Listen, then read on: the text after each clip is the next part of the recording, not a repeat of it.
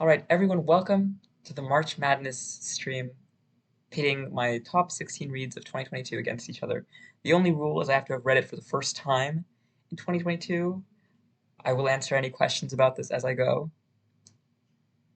I'm going to give myself 3 minutes to introduce/pitch each of the individual books and 1 minute to do each matchup. There may be exceptions. I have not actually done this setup before. I thought of it about a week ago, so we're just going to have to see what happens. All right, first, all of our matchups. We have, and I did this randomly, primarily because I wanted to separate Gideon the Ninth, Harrow the Ninth, and Nona the Ninth from each other. I didn't want to match them against each other first thing, even though I already have horrifying matchups here. And the list, I should say, is available here. I will go ahead and copy paste the list of books into the chat. And I think I can also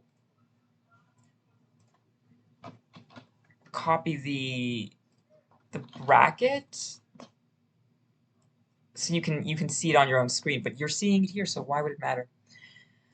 Okay, here's the bracket. So first of all, the books, and these aren't, I don't know if these are in real order. They're roughly in order. So we have Gideon the Ninth, Harrow the Ninth, and Nona the Ninth.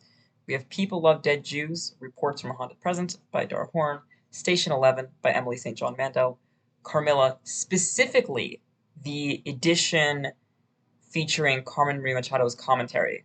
I have read Carmilla before. I've read it probably 3 times before, but I needed to talk about this book, so I put it on the list because I think it counts, given that this edition is so unique.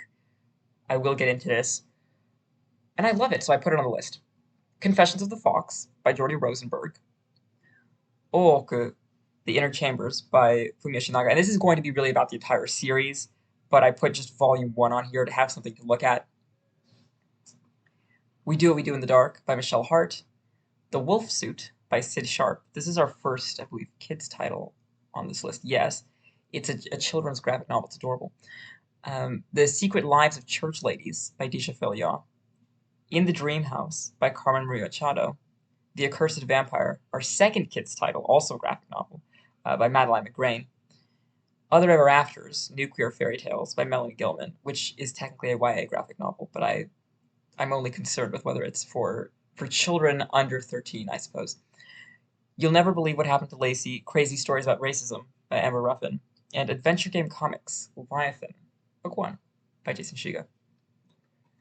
I will pitch all of these. I think this is kind of a nonsense list. It really looks ridiculous. But all will make sense. All will be revealed in time. Okay, let's start with the 4 on the left here. I really don't want to do In the Dream House versus Nona the Ninth right off the bat. Can I start from the bottom? I think I can do whatever I like, so I will.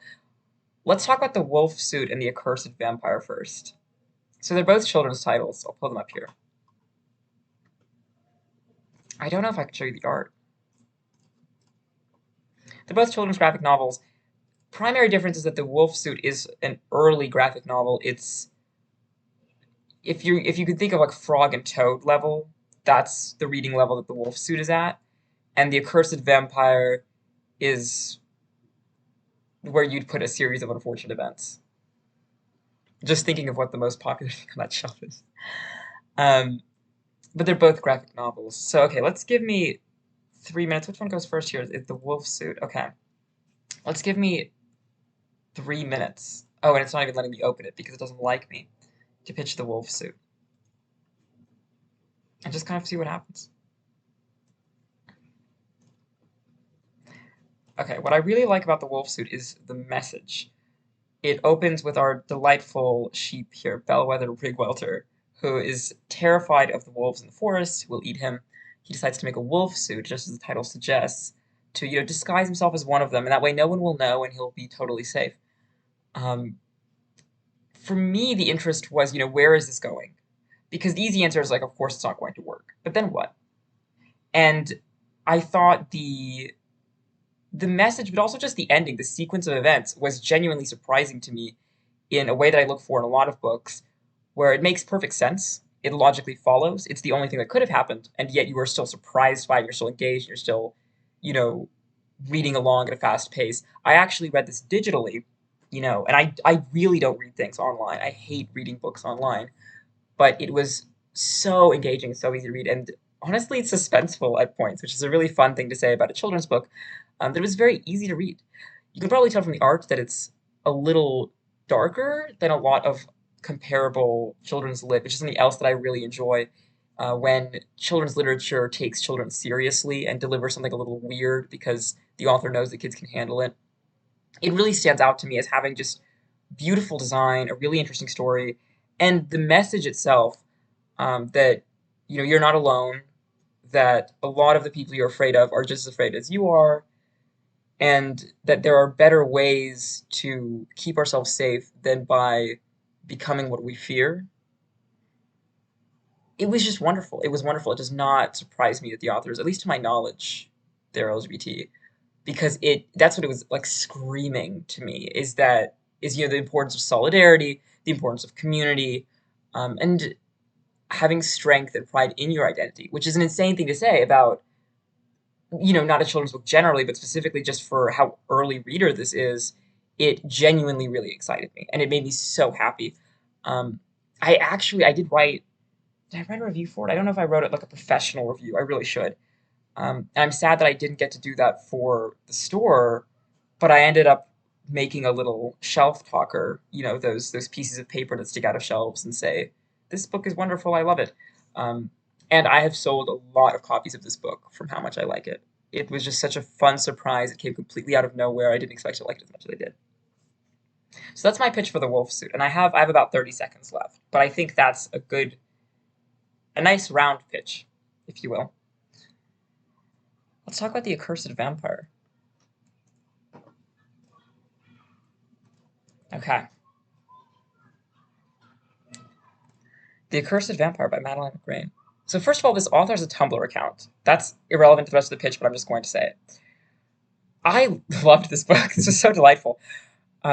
It centers on Dragoslava, this non-binary vampire situation in the very front, and their friends, Estley in back and Quintus in the middle. Just from the cover, you could tell that this is a lot more, and I rarely say, oh, the book is so diverse, but I do think it's wonderful that you have a vampire book that not only isn't racist, the bar is on the ground, but the vampires that are shown are different kinds of vampires, and Dragoslava is clearly a very classic vampire without falling into racist anti-Semitic stereotypes, and also, interestingly, being non-binary in a way that's very casual and that doesn't, include any transphobia throughout the story. Quintus is obviously black, and Estley in the back, I believe some have said is like Latina coded. So again, just nice to have a vampire story that, I'm starting at the bare minimum here, actually does anything with race that isn't bad. It is so hard to find a vampire story that isn't purposefully or accidentally racist. Beyond that, though, the plot is really interesting. Dragoslava is kind of a messenger, an employee, perhaps, a slave of an evil witch, who has cursed them, and they have to just run all her stupid little tasks, which they hate doing because they are fundamentally a very nice, sweet little child, and the witch sucks. Um, the message here was really more one of, well, it really is the power of friendship. Of course, it's the power of friendship, but also identity, also of knowing yourself and having confidence in yourself. Dragoslava has this experience, this arc that I think is so easily comparable to anxiety without being, trite. I think in a lot of books, they try to do something that's, quirky and modern, and it just comes off as very preachy. Not so here. This was so wonderful. I really felt that the message came through very easily and naturally in the plot.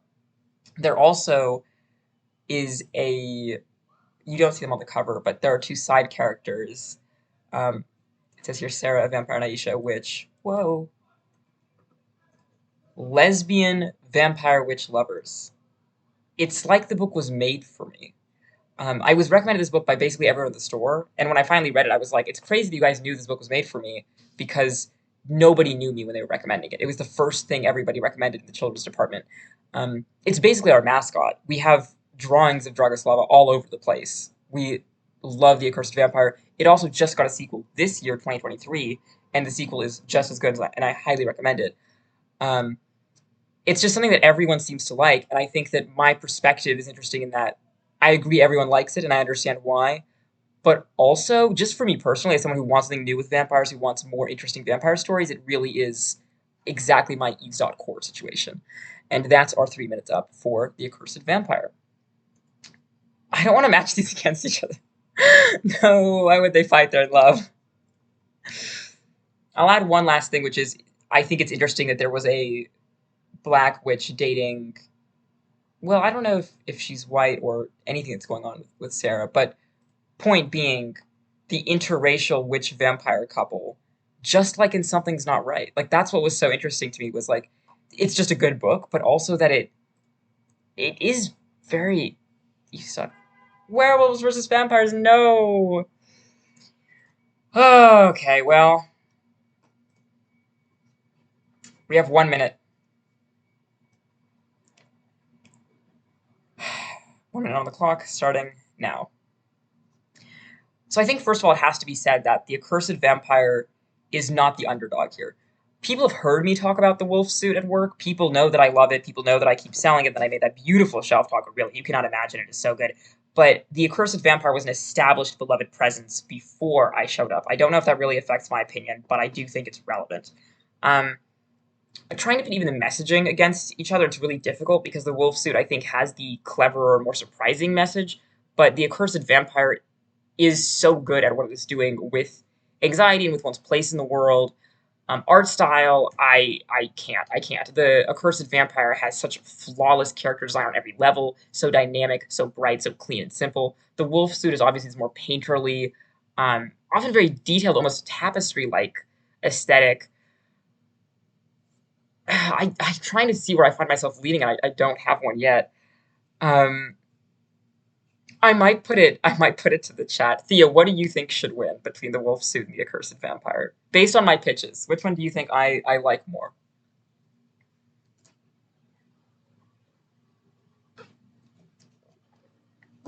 They're both so good. I didn't think I was going to start having a problem here.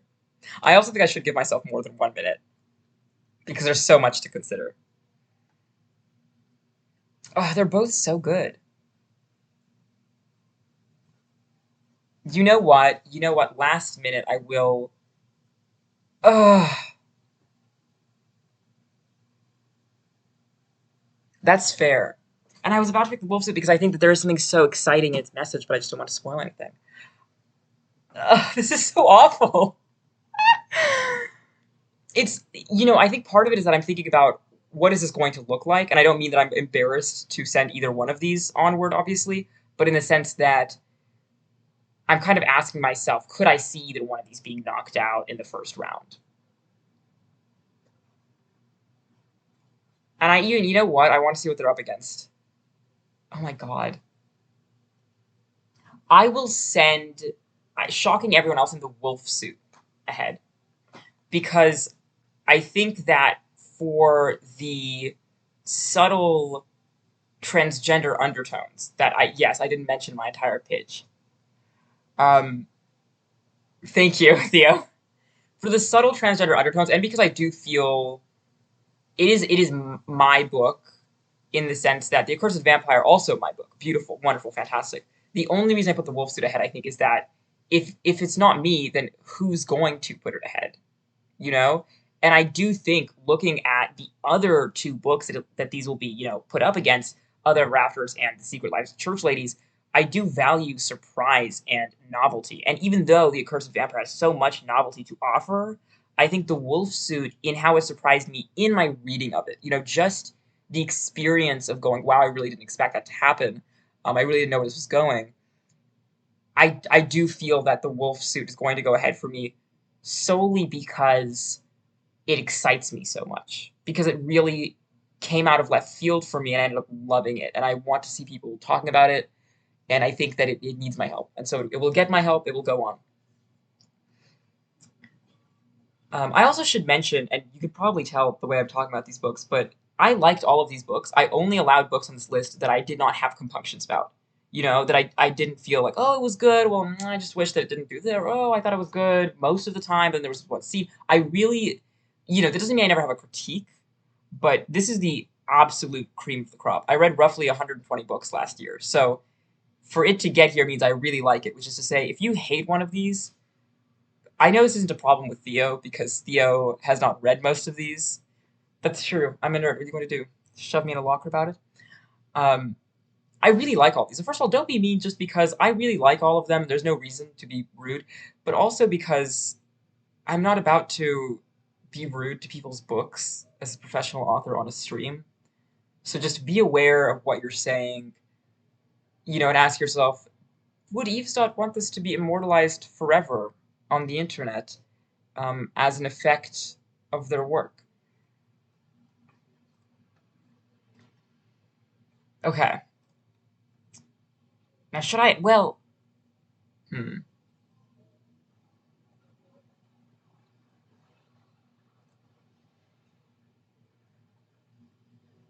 I don't know if I do want to go up. And should I? Let's go up. Let's go up. That's correct. Thank you, Theo. You may be surprised what I have to say about Harrow the Ninth. I will. That doesn't mean that I'm never going to say anything interesting.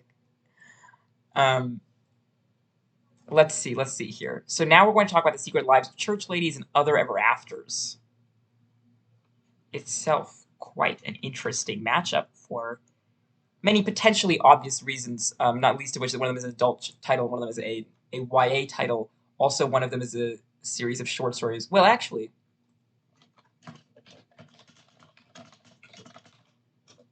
one is a collection of short stories in text form, but the other is a collection of comic short stories. So you know what? You know what? All right, let's open those up then. Let's see. Do we have other rafters? And we have the Secret Life of Church Ladies. And this is also, I mean, just really all of these books I think surprised me in how much I liked them. I will say that. So okay, I'll start with the Secret Life of Church Ladies, and then talk about other rafters. I love that I'm getting people to shelve these things. Thank you, Max. Max, who is not here because I believe that he is playing Minecraft. But don't worry, Max cameo exactly. I do miss him. I miss him terribly. I asked if he could come, and he said that he would be playing Minecraft. So we're just going to have to imagine what he would have said on our own. And I'll try to keep that in mind when I start talking about the Lock 2 books, because he's only read the Lock 2 books, and People Love Dead Jews, I believe, on this list. I'm sure he would, Theo. Let's talk about the secret lives of church ladies. Okay, I'm trying to think more to start with this one. So give me a moment.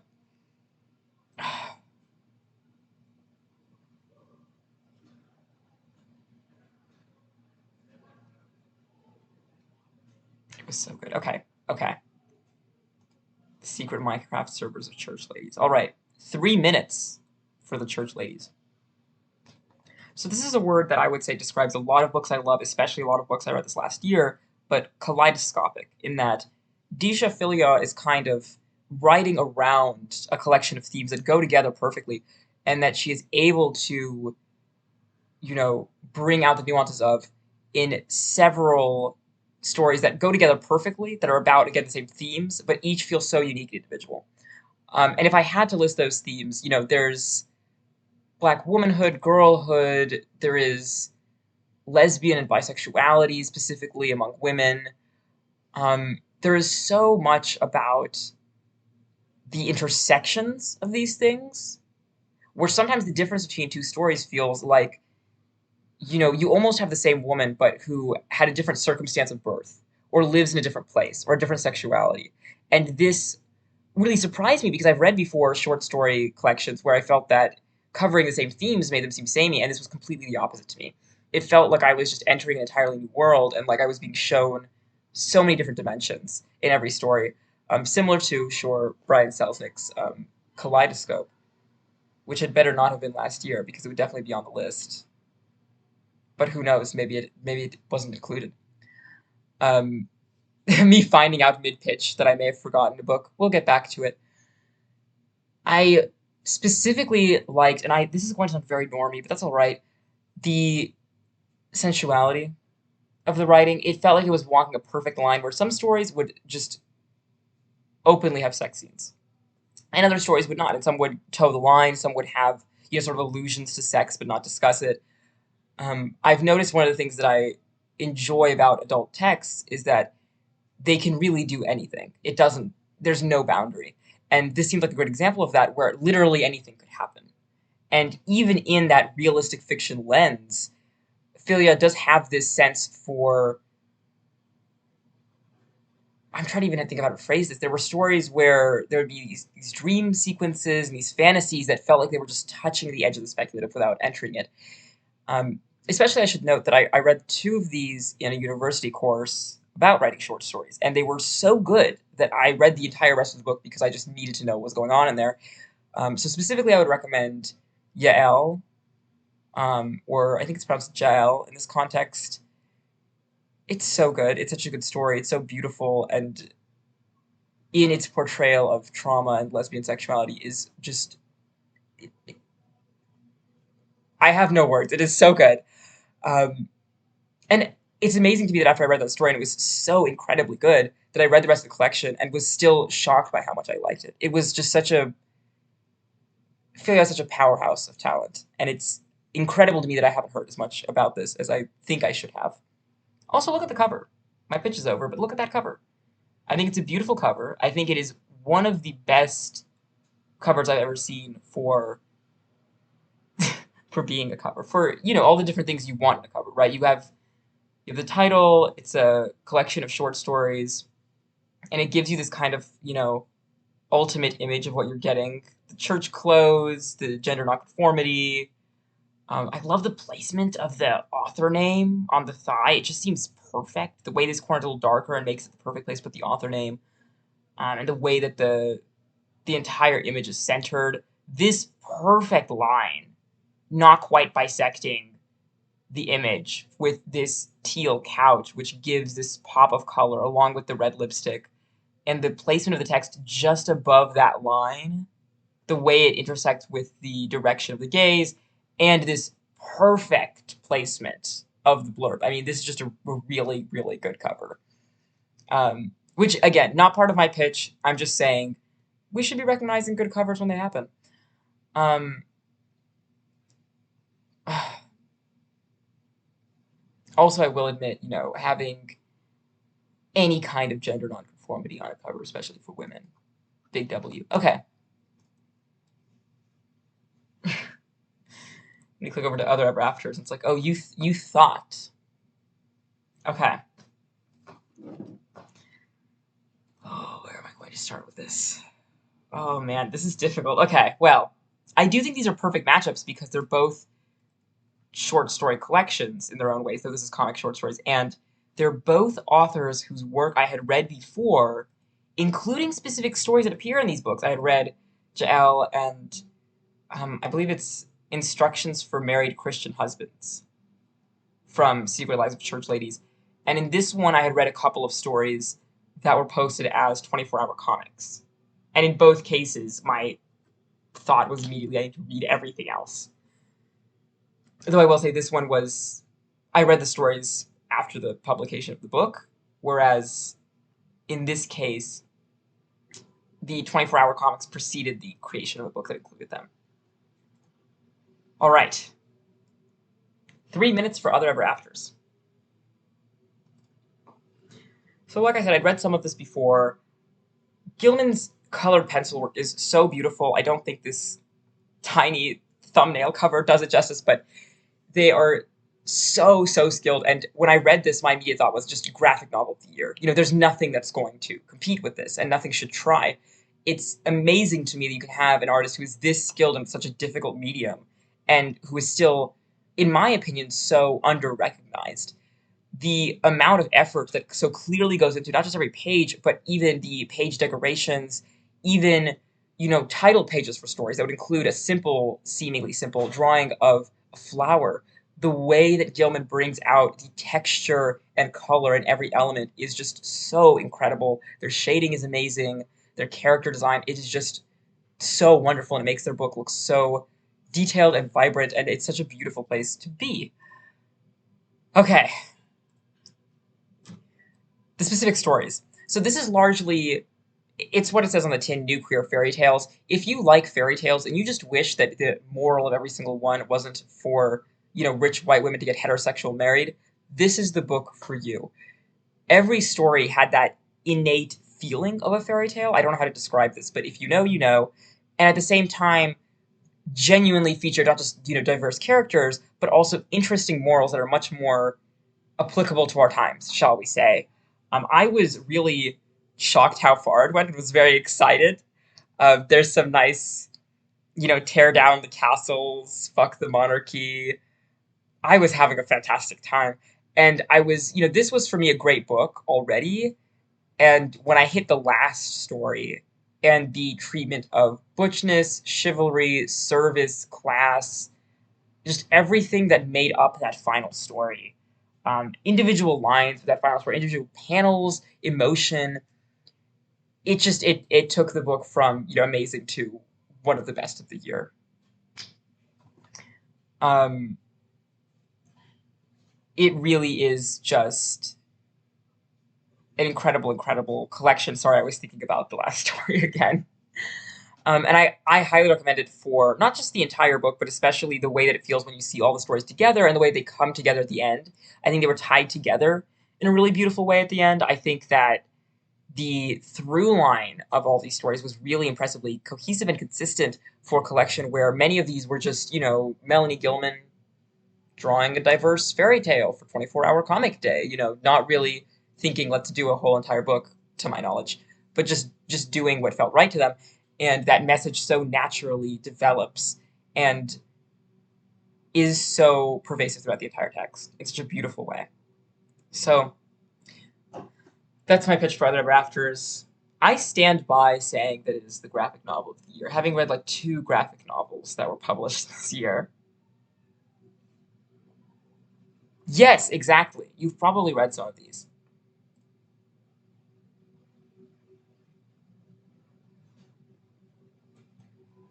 Let's see, I have to.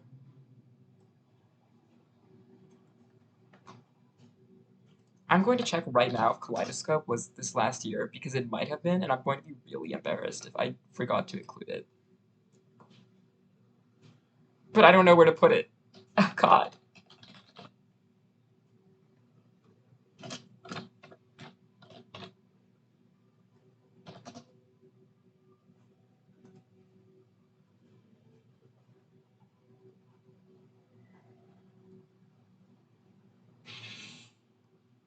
Oh my God, it was.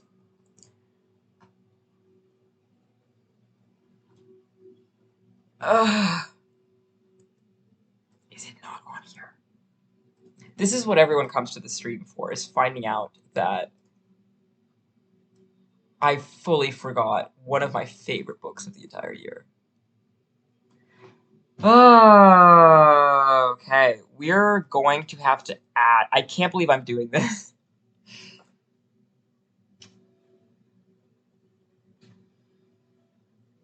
I can't kick any of these out. And so I'm not going to. I'm going to add it to one of the existing matchups. Oh, and I can't add it in now. You know what? Okay, everyone hush. I can just fix this in a minute, and then I'm going to add.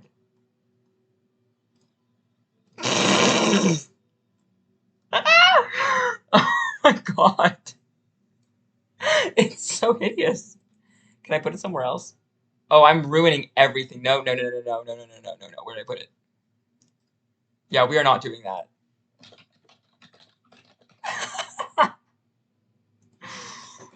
Oh man.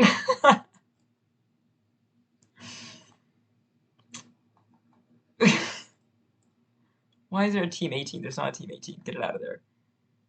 This is really horrifying because it means that I may have missed other books. And if if I have missed other books, then I'm I can't believe this is happening on the stream. That's all I can think right now is it didn't even occur to me. You know what? You know what I'm going to do?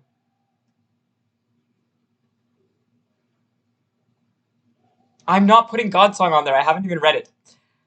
I'm going to do something horrible. I'm going to do something so awful and cruel.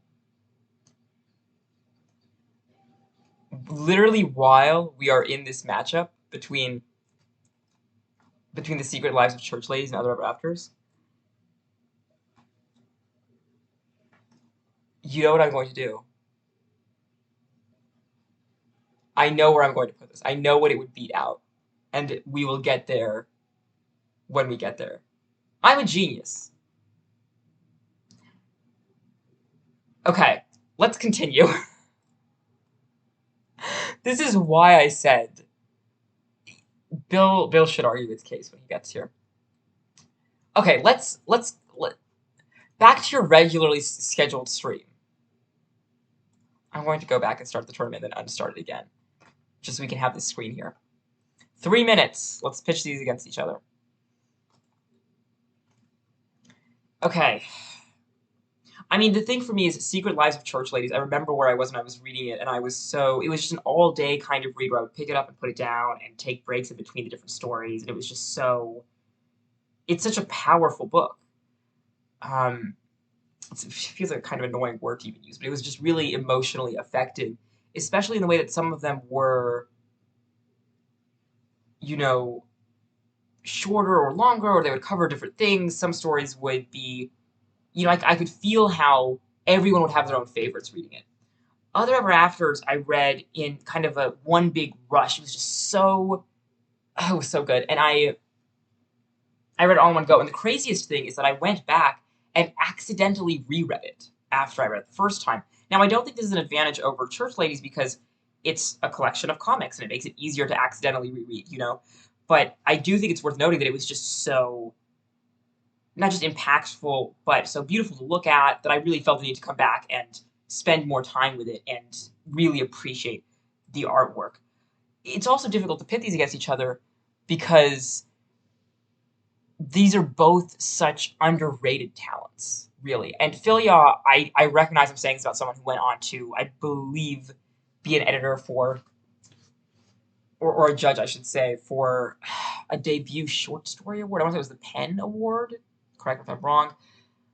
So, it's not that people don't know Disha Philia is such a good author. It's just that I haven't heard about this book as much as I think I should be, particularly in the literary world. It actually ended up being one of my picks for blind date with a book this year at work, which I can now say because the displays have come down. Because Valentine's is over, people, go home. And I found myself really wishing that more people had read it because I think it's one of those books where you may not know that you like it until you read it. And I'm glad that I was introduced to it, via a short story or two from the collection. Other Ever Afters, you have to give it credit for doing something that is so rarely seen, so difficult to do, which is original fairy tales. It is so hard to write an original fairy tale that feels right, that feels fairy tale-ish, that feels like it could be in those, tropes and classifications, but is interesting and good and well paced, and especially illustrated this beautifully, and this emotionally meaningful, and the messaging was fantastic. I'm just thinking about it now. It's so. This is really difficult. This entire bracket is awful. What am I doing here? I don't know. Am I asking which one is more aspirational? Because they both feel really done. Secret Lives of Church Ladies is such a specific niche of especially Southern Black women and Black lesbianhood. Okay, here we are. It's been 3 minutes. Which one have I convinced you to read, Theo?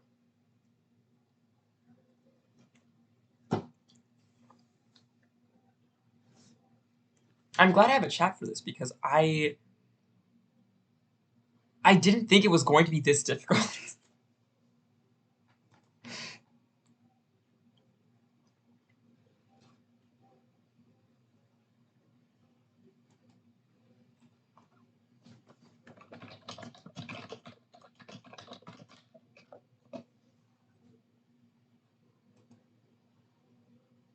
I am very excited for Theo's opinion because I really don't know.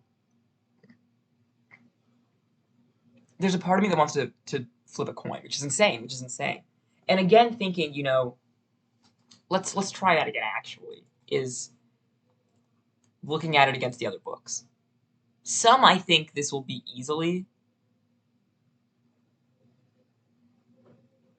Others,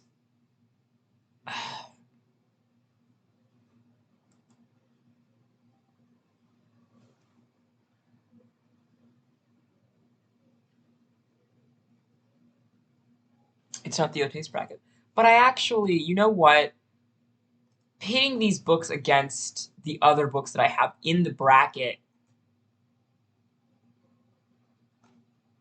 I do feel part of the reason it's so difficult is because both of these books are so groundbreaking and in different ways that I feel like this one had a lot going on. Other Ever Afters, it had a lot going on with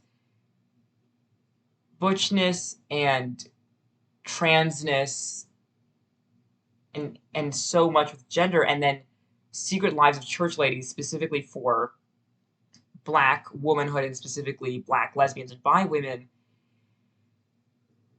It's just it's hard to say which one is more important because they are both. And I recognize I'm trafficking in some of that boring, oh, read this book because it's important, educate yourself. But I don't read books that way. I read books because they're good. And these are amazing books. And I do feel like in my life, emotionally, they have both been so impactful and affecting. Is it overall quality? Is it about general impact? Is it about books you want to make everyone read? Is it about personal impact? That's a good question. I don't know. I don't know. It's just my favorite book of the year. Um, I will drag and crunch my way into saying The Secret Lives of Church Ladies because I think when I'm reviewing completely holistically,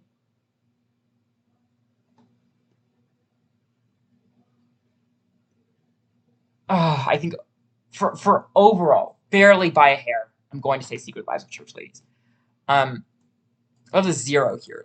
Can we get that out of there, please? Thank you. Okay. Hello to Bill, by the way. Thank you. Welcome to this. I'll remember to put the wolf suit, but just ignore the. You know what? And for clarity, I will do that. But we're about to have everything overthrown, so it's not that important. Okay.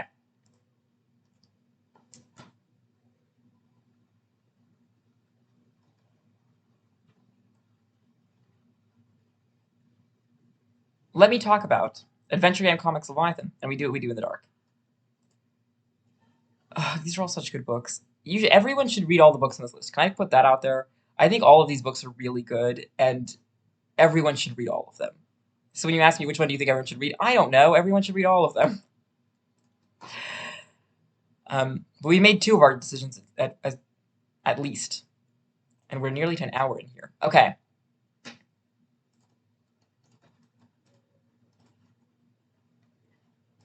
Let's open these up.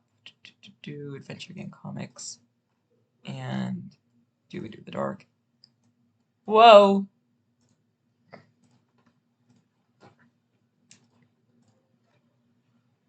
Okay. I don't know. I'll start here. Adventure Game Comics. Theo, don't worry about what I said. Here we go. 3 minutes to pitch Adventure Game Comics Leviathan. So what's really exciting about this to me is that I've read other books from Jason Shiga. Specifically, I have read Meanwhile. If anyone remembers Meanwhile, it was already incredibly innovative and groundbreaking for its time because children's comics were just less of a thing. If anyone remembers back when children's comics pitching was very difficult because everyone would go, "Oh, they should be reading real books." Boo, boo, boo, boo, boo. So it was much harder to get children's comics. I mean, frankly, even published. But this one was especially interesting because it allowed you to go on these different paths, choosing your own adventure in a comic sense. And I think anyone who has read this book as a child will remember it and remember how much fun it was. I actually did 100% this book, I suppose you could say. And I will say that because this is taking it to the next level. This is very similar. One of the things he's changed is instead of having these tabs, this book had a bunch of tabs sticking out you'd have to go to. He's streamlined the design so it's just flip to page whatever, right? And what's really exciting about it to me is that it says here, part comic, part maze, part game. Exactly. This is the closest anyone is going to ever get, probably ever, to playing a video game when you're reading a book. It felt to me, especially at certain points where, for example, you might, leave the inn and go talk to an NPC. I can't believe I'm calling them NPCs. And they would tell you, oh, well, the drawbridge is closed, actually. Come back when it's daytime. You would go back to the inn and choose to sleep until daytime, and then you'd go back and the drawbridge would be open. That sense of time passing and of your actions changing things really felt true to an RPG and was so exciting. Especially because when you're pitching a book, as a bookseller, there are so many books where you think this is awesome, but how am I going to get anybody to read this? This is the opposite of that. My immediate pitch for this was if you have a child and you want to give them a book about video games and you don't A, want to give them a book that is, how to play Pokemon, whatever, and B, don't want to look like a fool when you hand them, Harry Potter and you say, well, there's magic in it and you like playing video games with magic. This is the book you give them. Because I read this on Shabbat, as I read almost everything, and I was amazed by the the way that experience felt like such a crossover. Especially because as I'm saying it, I realize that it's just I feel like people are going to be skeptical, like, well, how much can it be like a game? It's a book. It really felt like it on a day when I do not use electronics at all. And it was just so exciting to do. It was so fun. It really felt like I was playing a video game. It was just so much fun to do. Um, the way that you can, choose to, quote unquote, brute force it or not is also really fun. It just really embodies to me so much of what people like in classic RPGs, and I'm very excited for the next book, which is coming out this summer. Amazing, amazing, amazing book. I was really, really, really happy about this, and I'm so happy there are going to be more. Um, that's my pitch.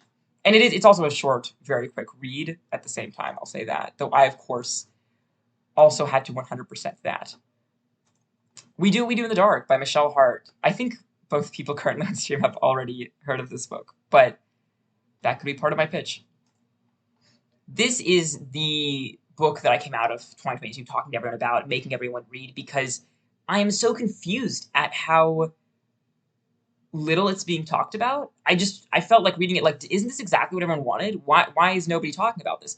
It's a very, very slim book. It says here, 200 pages, but you can see when you're holding it how tiny it is.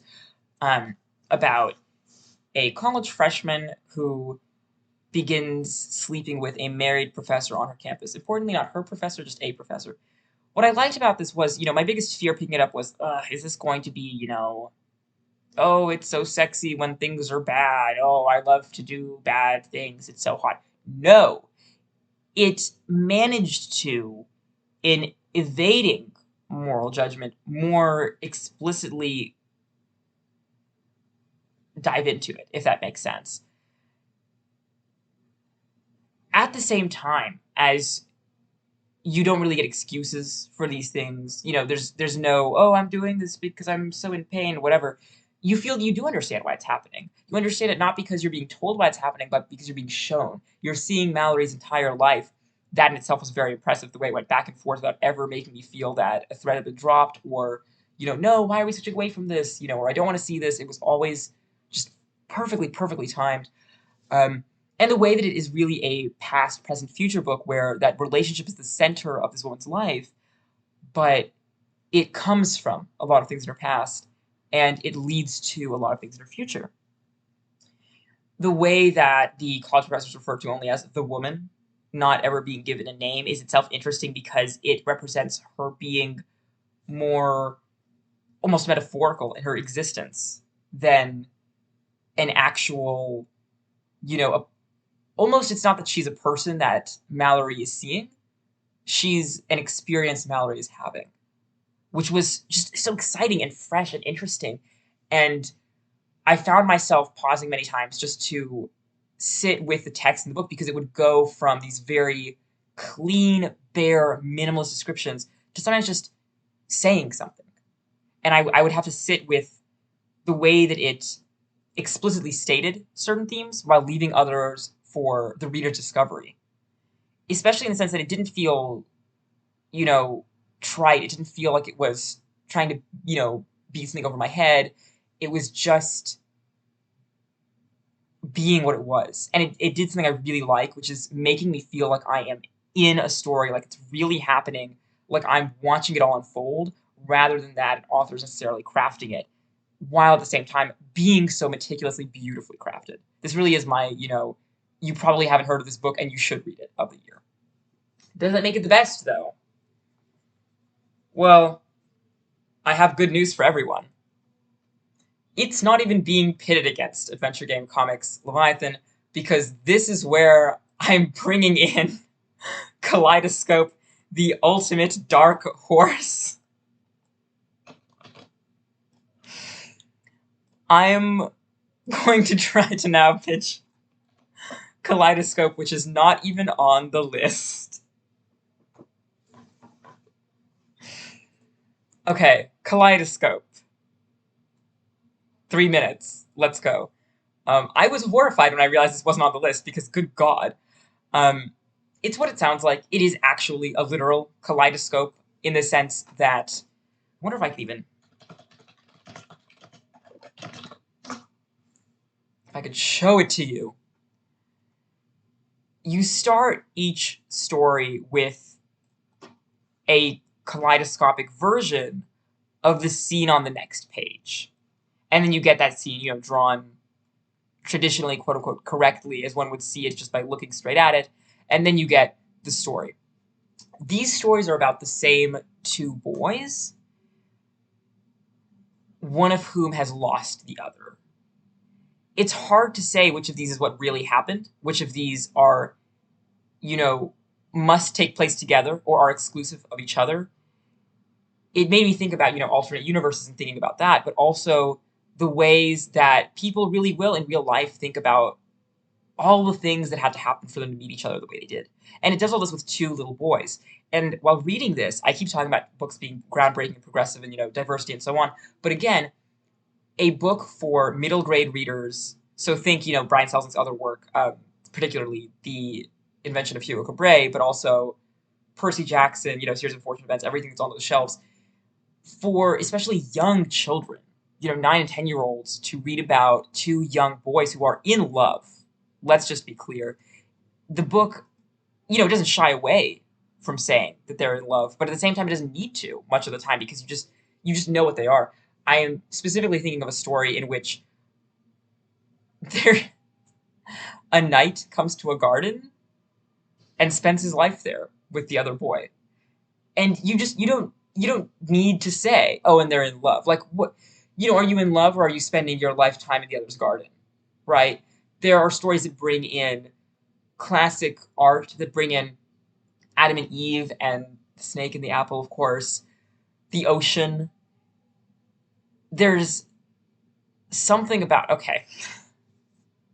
Thank you, Thea, for that. There's something about this book that feels so much older and younger than it is. It really reminded me of The Little Prince, and that's, I know, strong language to use for how good a book is, for how poignant it is, for how necessary to read it is, but it really, really, really does feel like The Little Prince, and that it's a book for children. It is a children's book, and at the same time, it is so emotionally powerful and so mature in what it's saying, and so carefully put together that it contains themes that will appeal to everyone. And I will say, for the record, I have recommended it to easily a dozen people, and I've had reviews from those people come back and say that it was amazing, it was just what they needed. I had someone ask, one of my coworkers, I need something Little Prince like. I want it to be a kid's book, I want it to be mature and great. I said this, they took it home, they were not disappointed. So I'm going to go ahead and say, I hate doing this. And I'm a fool for doing this. But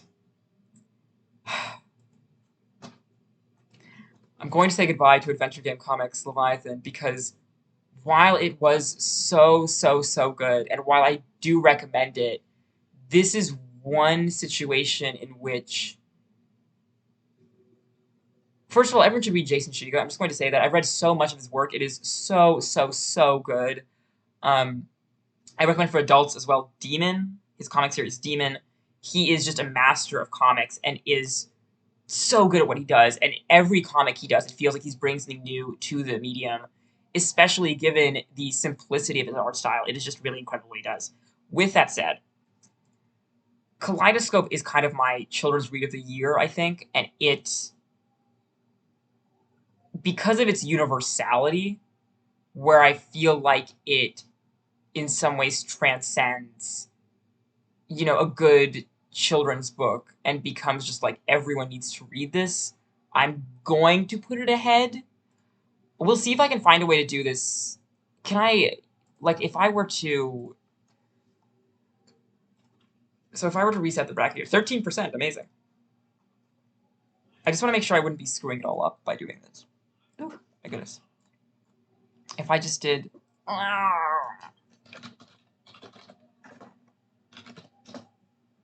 if I were to pit it against, like here, no, but that's not where it ends up. Why does it go there? What? Why? Why? Okay, we're getting closer. We're getting closer. We're getting further away.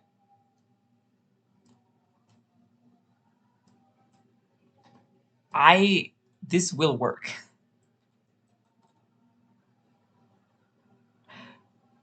It's worse. I made it worse somehow. Can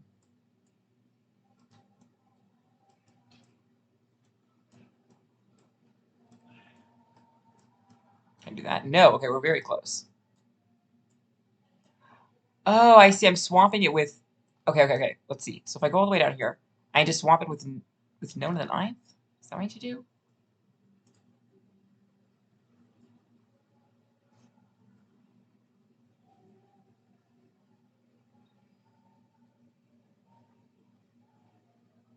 I see. I don't think it's possible to do what I want to do. So, or unless I. Okay, here we go. It's all happening. I'm using so much of my math brain, I can feel my entire skull heating up like a computer. What if I did this? I'm ruining it. I'm ruining it. I can't do that. I'm not going to do this right now. If someone can figure out how to do this, we'll do it.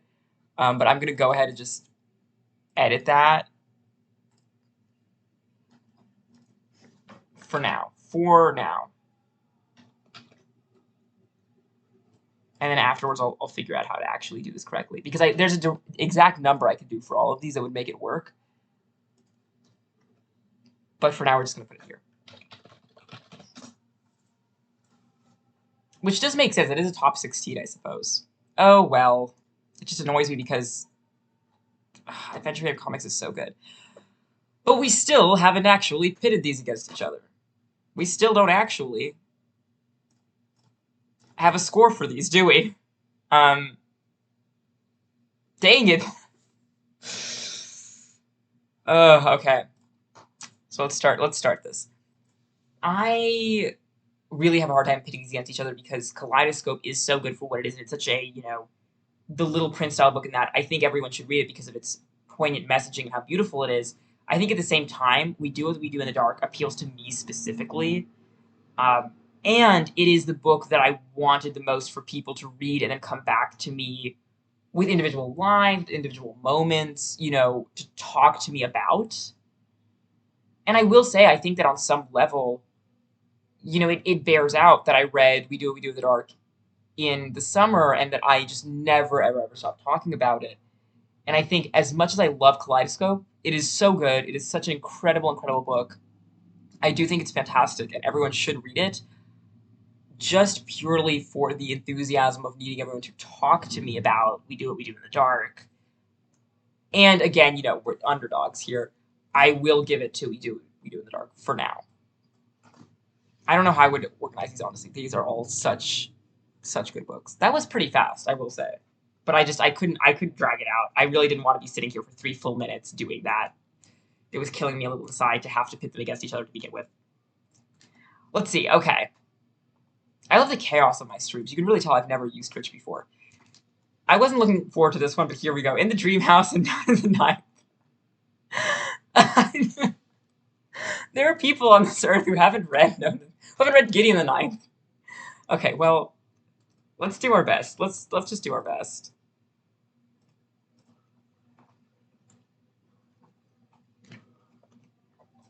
I could have organized this in a much better way, but I decided to not.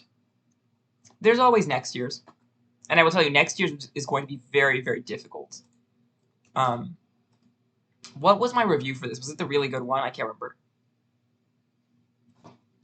It's not the really good one, I warn you, but it's a good one. I also think that I did a good job writing it. I'll just say I think this was a good review, but that's just my opinion. I don't think I've reviewed this on Yves yet, but I must and I will and I shall. You will hear about it. Okay, so let's start with In the Dream House, because that just seems easier to explain. In the Dream House is the genre-shattering, category-defying, maybe a memoir, let's say that for now, from Carmen Maria Machado. Suffice to say, this book in my bookshop lives in the queer lit section and not memoir exclusively, because it is about her abusive relationship with another woman.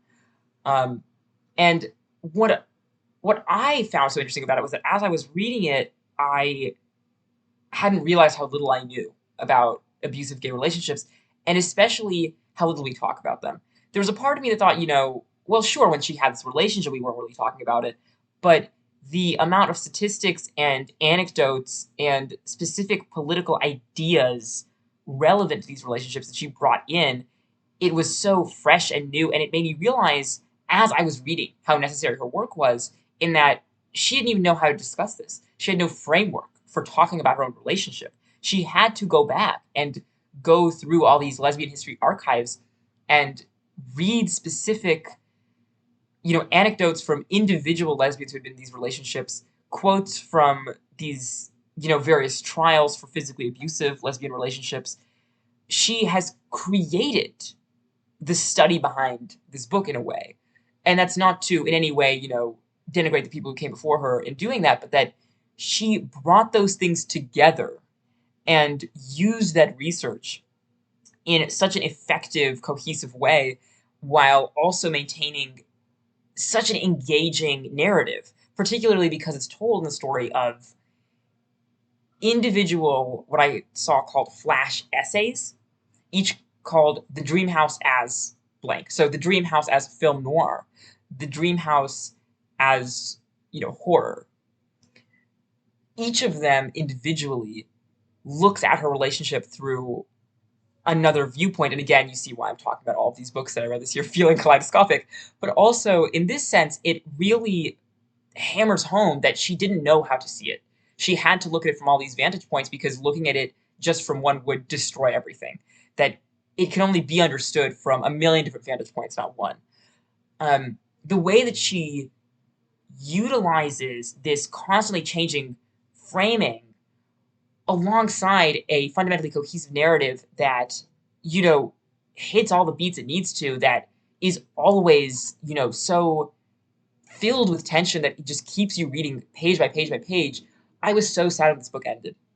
I didn't know what to do with myself. Do you ever read a book and you think, this is going to be an amazing book? You read the book, it's amazing, you finish it, and you think, well, I don't know what to do now, because there is one less amazing, beautiful thing for me to discover in this world. That is how I felt about this book. I told people not to talk to me after trying to finish this book. I was at home with my family, and I was like, if someone looks at me right now, I'm going to bite off their head, because I was so angry that I did not have another Carmen Maria Machado book to read after this. So, wow, I mean, it's such a good book. Let's also talk about Nona the Ninth. So I'll just say this, just to start with. I rarely read series. I don't tend to like series. I tend to also, when I read a series, like the first book the best, because I have mental problems, and I really don't like reading a second or third book on its own. So what ends up happening is I feel like I can read the first book any number of times, but I can only read the second book if I've just read the first. This is stupid, it doesn't make sense, but it's almost certainly, I'm just going to say certainly, it's going to bias my opinions on any of the books in the Locked Tomb series. Despite it all, Nona the Ninth winds up on my list. I will say this is one book where, I understand where people are coming from when they say, like, oh, well, I wanted her to just cut straight to, Electo. That could not have been done. And I loved this book. I think if this book had come out at the same time as Electo, people would not even be thinking that, because I think people just wanted to know how the entire series will end. So when there ended up being another book between them and the ending of the series, they became angry. But this is an amazing book, and it's an amazing third installment. And it, for me, one of the things it did was prove how complex a task it is to have this middle-ish place where you're not introducing the characters anymore. You're not ending things. You have to keep the suspense, the tension going. You have to raise the stakes. And you have to make sure that you don't any longer feel like, the first book's emotions and actions, you know, you have to make sure that you maintain the weight that they hold, if that makes sense. I will admit I was thinking of Star Wars when I was reading this book because I said I wouldn't say anything negative, and I'm just going to say that I personally wasn't a fan of Last Jedi. That's just something that I didn't like. And, I talked about at the time that that film came out, a lot of problems I had with it, specifically in its duties as a middle installment. I just felt that it didn't do its job as a middle installment. Nona the Ninth is exactly the opposite for me. For a book that was not even supposed to exist, and also let's just note how awesome is that as a parallel for Nona, kind of not supposed to be existing in this moment in this series. Um, it's amazing to me how well it carries that on.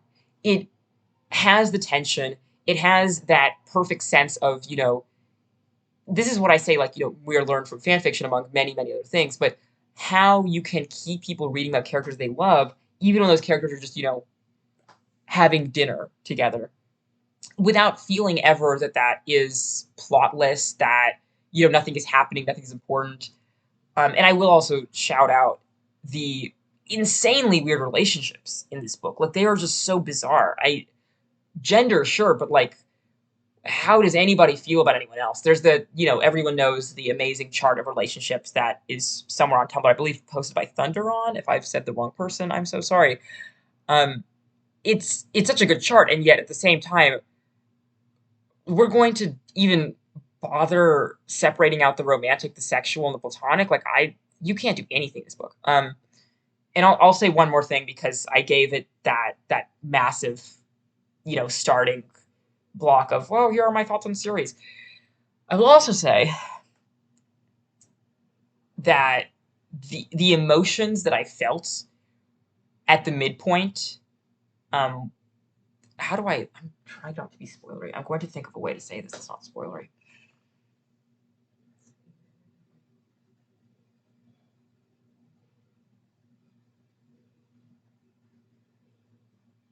I'm going to say the television scene, because that could be anything. I was working the register when I read that, and I read it, and my like heart dropped into my shoes. I was physically nauseous. I decided, you know what? Let's not read this right now because I can't be here. I can't do my job. I remember someone coming up to the register, and I had to put it down. And I was like, hello, do you want a bag for a quarter? Oh my gosh, I'm kind of tearing up thinking about it. It was really bad. It was really, really bad in a good way, obviously. But I just have to add that anecdote because it made me so sick. And I went home and I just thought to myself, well, okay, I have to not talk about this to anyone and wait for someone to read it when the book comes out. I don't know. Um, and so I will say kudos to Muir for being able to make me feel physically ill with every single book she writes.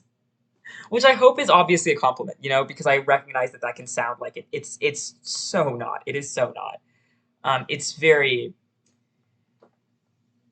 powerfully affecting books. Okay. But with that said, we have to pit these against each other now.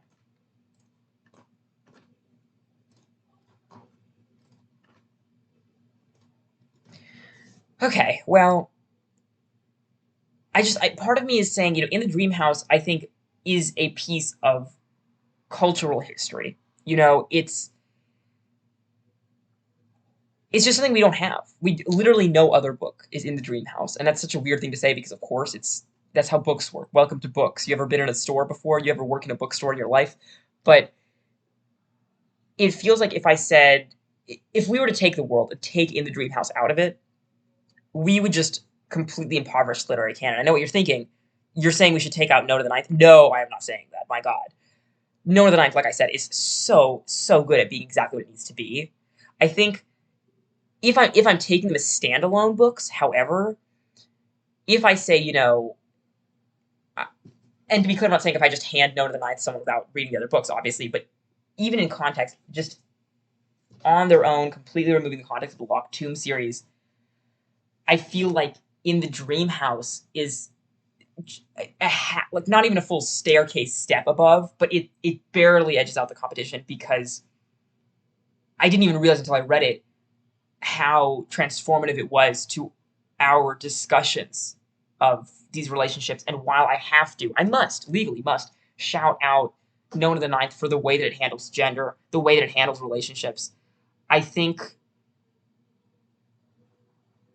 I think there's something about the way that In the Dream House discusses what it does that there is just not only there is nothing like it, but nothing will ever be able to do what it did. And I think Known of the Ninth is actively forcing everyone in SFF to do better. I'll say that. And so I think just for totally standing out from the crowd, and I will also add, this isn't the only thing making me say this, but the amount of people I have personally met who talk about not having a way to talk about their own relationships until In the Dream House, and the solace that it has brought to so many people. And again, I have to hammer it in. Nobody is doing this. That this is the place to go if you need all of these resources in one place and all this discussion in one place. And I think especially the way, for me, one of the things I really liked was the way that she uses Arne Thompson folktale motifs to discuss this relationship, and the way that she can so subtly bring to her real life these tropes and metaphors that remind you, you know, the way we tell stories is the way we live. We do not live divorced from our fiction. All fiction comes from real life. So for that, I have to barely give it to In the Dream House. I can't believe Note of the Ninth is the first Locked Tomb book to be kicked out. I can't believe a Locked Tomb book has been kicked out. Um, but we've done good work here for now. Theo is sobbing in here. What is he saying? Oh my god. I will say, I mean, it's hard because Known of the Ninth is doing completely new things with gender, but I think that my prediction is that I'm going to end up talking about all of that when I talk about Gideon the Ninth.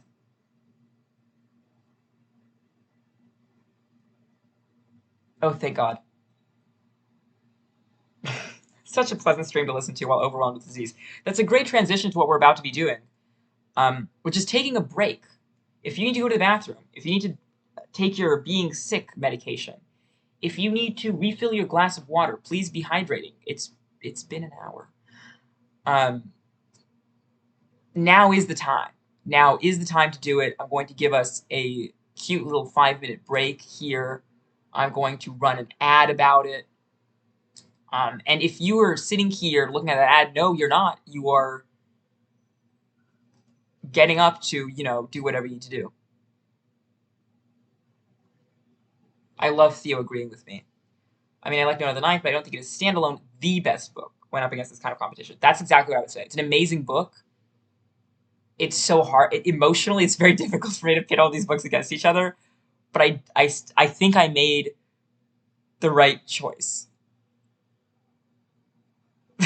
I'm very nervous. I'm glad that this is kind of quiet and small because can you imagine if I had to deal with like the individual fandoms for all these different authors? Okay, 5 minutes. Do whatever you need to do, and I'll run an ad.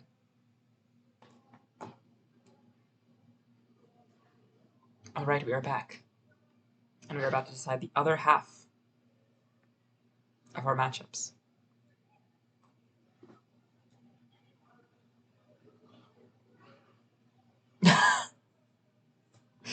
Theo says, just looking at this lineup, I know the specter of the decisions that are about to be made will cast a shadow on my life for weeks upon weeks. Sorry.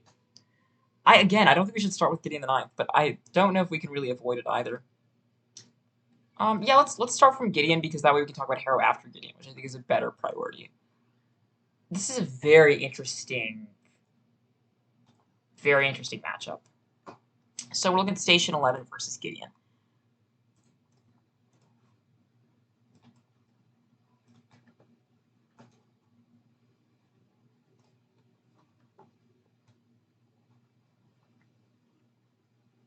Okay. It's going to be 3 minutes. Okay. 3 minutes for Station 11. This book is really interesting because it is the only book I have ever read. The only book I've ever read where I would say, does it start slow? Yes. Should you keep reading? Yes, absolutely. 99% of the time, I really believe, if a book is starting slow for me, it's not going to do anything for me in the future. No, this became one of my favorite books. And especially, I think, there's a lot of things that make you think like, oh, of course, yeah, because it's about a pandemic. I'm sure it was emotional for you. Oh, is it because of King Lear? You've listened to Max talk about King Lear. You care about King Lear so much. No, it is just really good at talking about humanity through the lens of a few distinct people, which is exactly what I love. So, as much as there are places where you might think this is the exact opposite of what you would like, this is exactly why you would like it. It just surprised me that I liked it even because it is actually a fairly popular novel.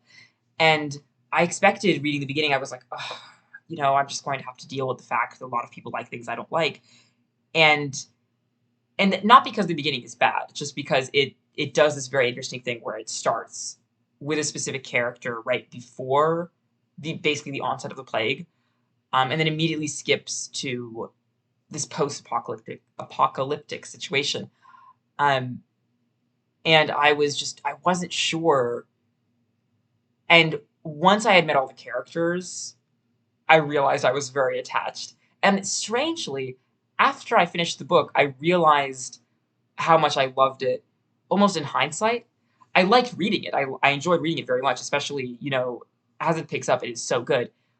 But the more I sit with it, the more I like it. The more I sit with the individual characters, with their relationships, with, I'll even say the fates of the individual people. It did that always satisfying thing where you have a character you really, really like, and, they get to, of course, survive the pandemic and then show up near the end and meet someone you've been spending a lot of time with who doesn't even remember what it was like in the before times. Like, that was really impactful for me because I felt that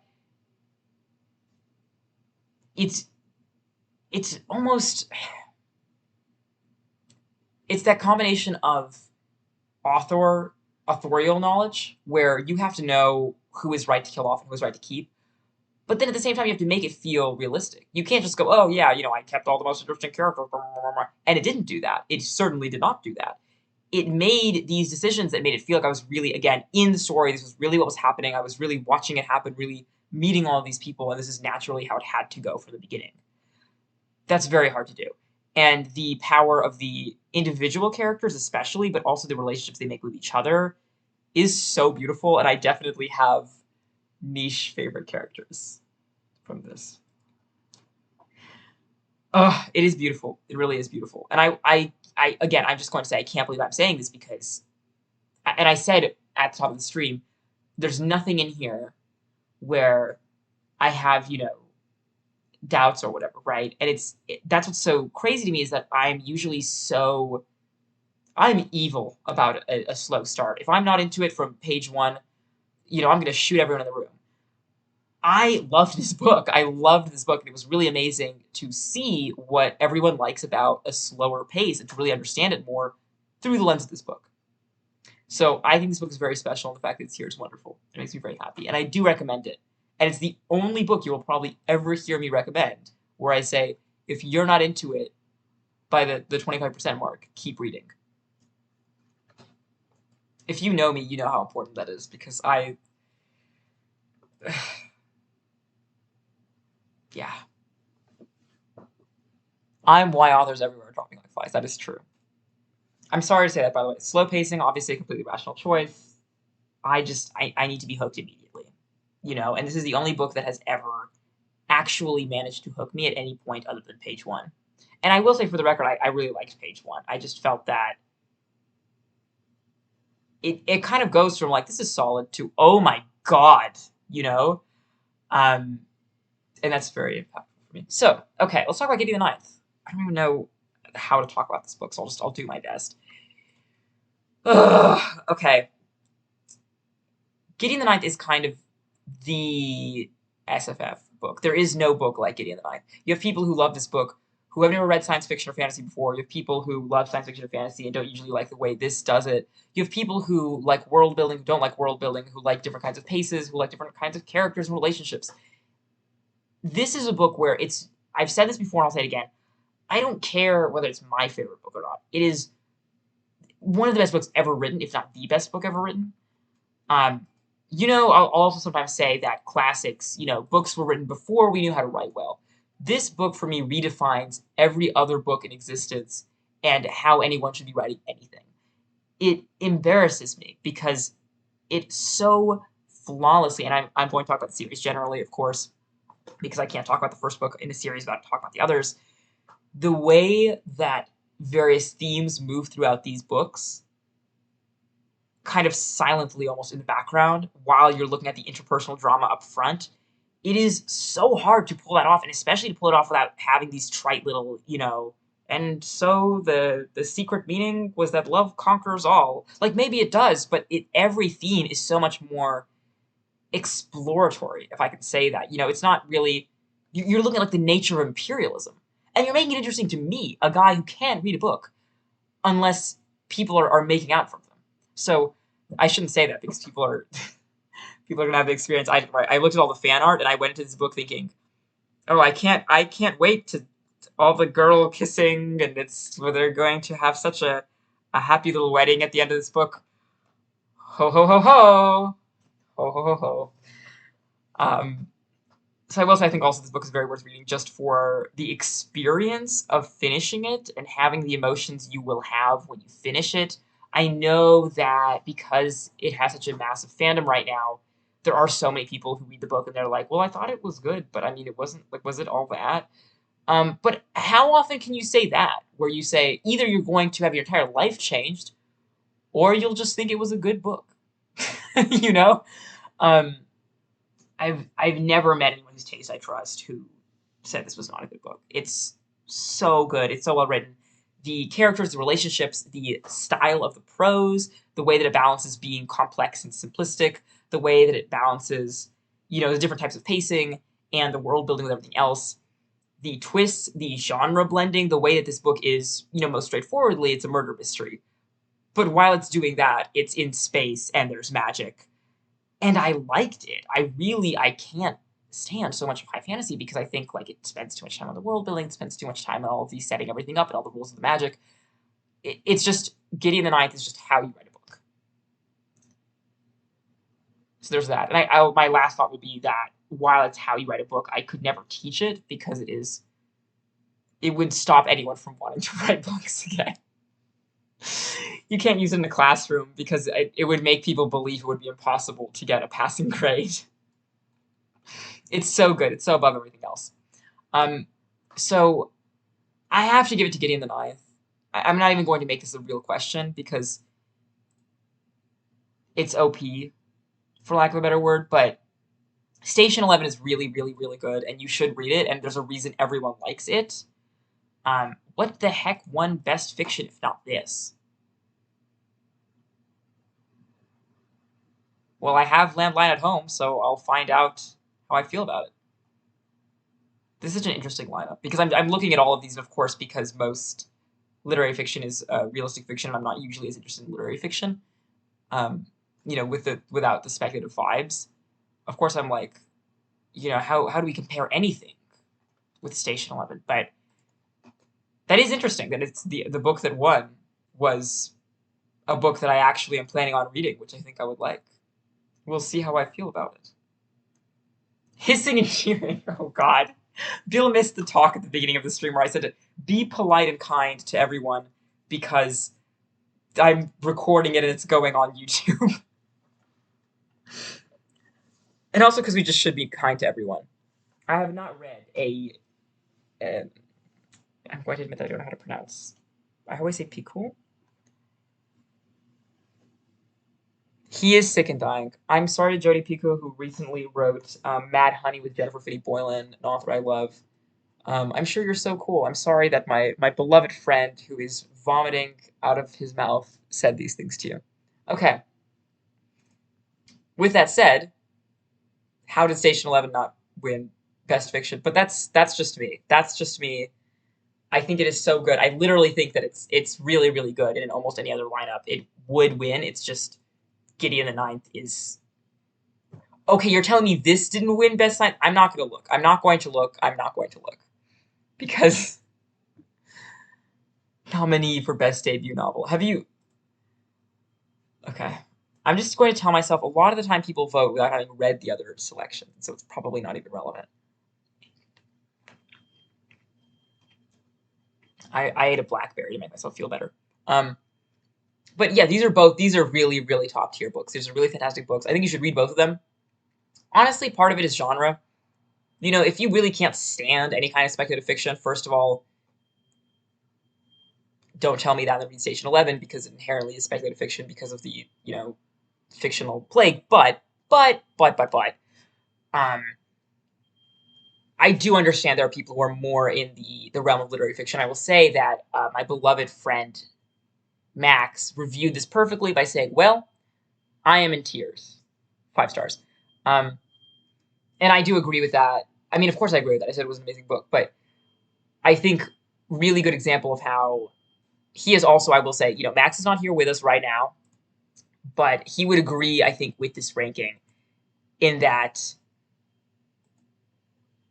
this is an amazing book. And I think especially Max is someone who is a literary fiction type generally. And even then, it's just, you can have really amazing books that are perfect at what they're doing, and then you have Gideon the Ninth. And it's just like, I'm sorry, but nothing can compare with Gideon the Ninth. Or so I think right now. I said very loudly in my home with housemates. Okay, Confessions of the Fox versus Carmilla. Ooh. Well, this is going to be very interesting because I actually taught both of these books in the same course and for the same reason. So, I'm going to talk about the course very briefly first. This was the year that I was teaching literary ethics, and before that, descriptivism. So these are both in literary ethics, and I use them to talk about commentary. Specifically, I was talking about, you know, when does a text need commentary? Genuinely, you know, when do you even need to bother with adding commentary to a text, no matter how old it is? And at the same time, who do we trust to give that commentary? And where's the line between personal thoughts and feelings and, you know, necessary, um, you know, historical context, shall we say, and political context, because nothing is unbiased, nothing is objective. And both of these books, I think, are vital to that conversation. I will say for the record, the third book, you're really going to tell me Pale Fire's on this list? You're really going to tell me Pale Fire's on this list? Okay, we get it. Trans people read this book because it's transgender, but as I said, if you like Pale Fire, you must read Confessions of the Fox. I'll go ahead and also bring up Pale Fire. For those who don't know, Pale Fire is one of Nabokov's slightly lesser known books, and I say slightly lesser known because people still know it, but once you write Lolita, no one's ever going to talk about anything else you do ever. The American poet John Shade is dead. His last poem, Pale Fire, is put into a book together with a preface, lengthy commentary, and notes by Shade's editor, Charles Kinbote. And famously, the book is, you know, one poem and then several, like 100 pages, 100 to 150 pages of, well, I guess it's like 200 pages of commentary and an index. So I thank God that Bill knows what I'm talking about with Pale Fire. So first of all, I will just say, if you like Pale Fire, your next read is Confessions of the Fox. By default, this is literally transgender Pale Fire. And I've said that 100 times. I'm going to keep saying it. It's true. But also that these 3 books were read together in my course because I was talking about the general question of commentary, how we should commentate things. And I think Pale Fire is interesting because the guy who's commentating sucks. Like, you're not supposed to like him. He's rude, he's misogynist, he's insufferable, he doesn't pick up on anything. He's so annoying. And then in Confessions of the Fox, your, commentary guy is the transgender professor Dr. Voth, who cannot get a date to save his life. And it's like the opposite, where all you want to do is hear this guy talk about his life and his transness and, you know, his packer and whatever else. Like, it's so delightful. I think it was a really great companion text to that. And then Carmilla I was reading because and don't worry, I will pitch these normally in a moment. Um, First of all, Carmilla kicks Dracula's ass. So true. Please, if you read Dracula, your first read should have been Carmilla. Well, actually, I'm glad you didn't read Carmilla before Dracula because it would have made you hate Dracula more. Sorry, I said I wouldn't say anything rude, but then I started talking about Dracula, and I think it's okay for me to say that I find Dracula not fun. Boring is like it's that's a word I use often, but I specifically find it like a book can be slower paced and have really beautiful prose or whatever, and Dracula is just like if you're reading it for reasons of analyzing the literature and the politics and the history, sure, absolutely. But if you're me and you want the book to be good, then you should just read Carmilla and not worry about it. And so this is interesting because the original text is, well, a young woman's seduction by a female vampire. And it's, of course, writing vampirism as, evil and bad and whatever. And so Machado coming in and annotating it fundamentally recontextualizes the text in a way that I, again, feel is very relevant to Confessions of the Fox and also Pale Fire. Who has ownership of a text? What does it mean to have that ownership? So, okay, let's pitch both of these. So I'm going to start with Carmilla right here. And I'll start by saying, like I said before, I have read Carmilla before, but I just had to put this on the list. This was really incredible, and it is a must-read, in my opinion. If you're going to read Carmilla, I actually said you should read it, the Gutenberg way first, just on its own, and then this way. But my coworker Mo said that they read this one first, and they feel that it was their ideal experience. They don't think you need to read it any other way. That's also completely fair.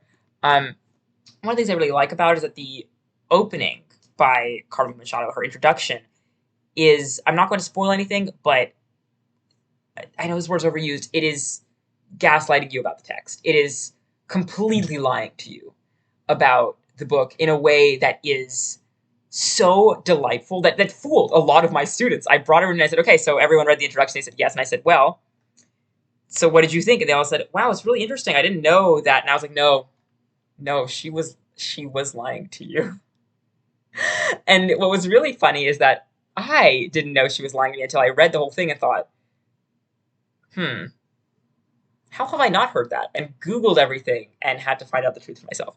So her just outright lying in order to have that ownership of the text is itself really exciting to me. I also think, frankly, Carmilla by Carmen Machado is so much better than Carmilla by J. Sheridan Le Fanu. I love that one of her notes is literally just, if this isn't an orgasm, I don't know what is. It turns the text into one by a queer woman of color instead of vaguely maybe about them. And for that reason, I put it on the list, because it fundamentally is a new book in her hands. And so beautiful, so well written, so well done. You have to read this version. And I think she brings out into the light for me the reason that I love this book, the reason I love this text, when it's basically Dracula, but about lesbians. It's basically just like, wow, wouldn't it be horrible and evil if a woman was gay? And it's hard to explain why I'm still so drawn to that, because, well, it's homophobic, but it is in some ways, it's even less than it is like, moralizing or whatever. It's just showing you this lesbian relationship and expecting you to connect those dots. And I'm not connecting those dots, not even close. I'm connecting the dots of how sexy and wonderful it is that there is a lesbian vampire relationship going on. I'm thinking, boy, I wish that were me. Which one? I don't even know. So for me, the version with Carmen Machado makes the text more readable and more recommendable to a wider audience. Because you can say to people, listen, this is an amazing vampire text. I'm going to be upfront with you. It is racist and homophobic. But the good news is I can bring it to you literally, practically rewritten, recontextualized by a queer woman of color in a way that, I think is much safer to read, in that you have someone who's saying, like, yeah, this is racist. We're all aware. And also that makes it their own in a way that is so, like, vengeful, I would say. Just really, really wonderful. It makes me so happy. All right, now let's go to Confessions of the Fox, which, I mean, I said transgender pale fire. I'll say it again. The amount of Dr. Voth's sex life that we get in this book, from the first few pages that I read, I was absolutely hooked. I was like, all I want to do is hear about this fictional, limp little professor's problems. I shouldn't call him limp, but he is just so, he sucks at everything in such a great way, such a relatable way. And what this book is doing, where it has this fictional professor discover the also fictional, purported autobiography of the real life thief Jack Shephard, is it's doing something similar to Carmilla in that it's kind of putting us in history, right? And very interestingly, Dr. Voth is discovering a manuscript which, if true, would mean that Jack Shephard was himself transgender, and that his accomplice was a sex worker who may have been South Asian. It's very interesting because for Dr. Voth, that's such a real thing, right? Because he's obviously, to him, the text is real. We don't have that text. And so we're left kind of imagining what texts have been burned, what texts have been destroyed, what texts have been lost. That could mean that. Jack Shephard could have been trans. How would we know? It's asking all these questions about how to tell a story and who gets to tell a story in a way that sublimates itself into fiction.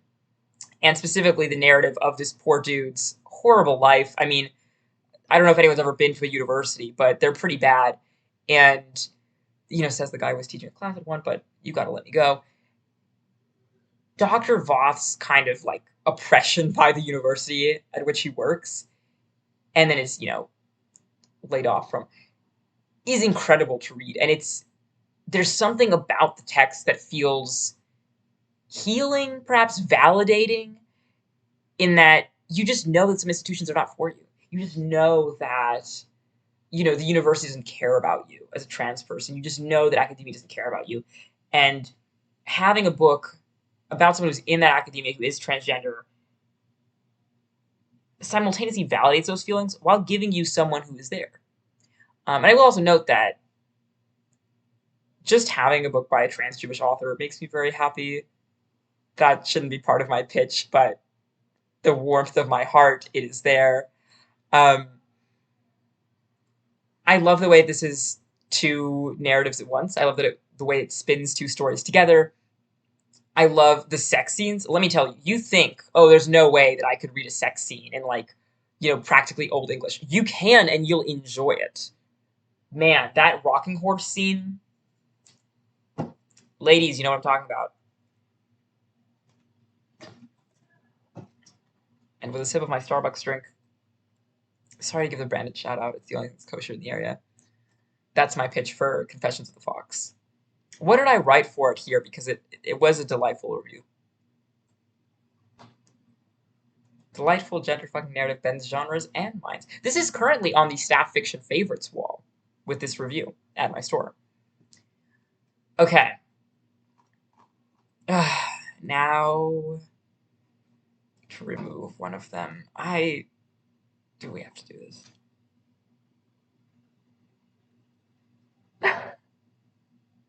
Bill is going to sleep because he's dying. You must read the book. You must read both books. And now to decide in the span of 3 minutes. Okay.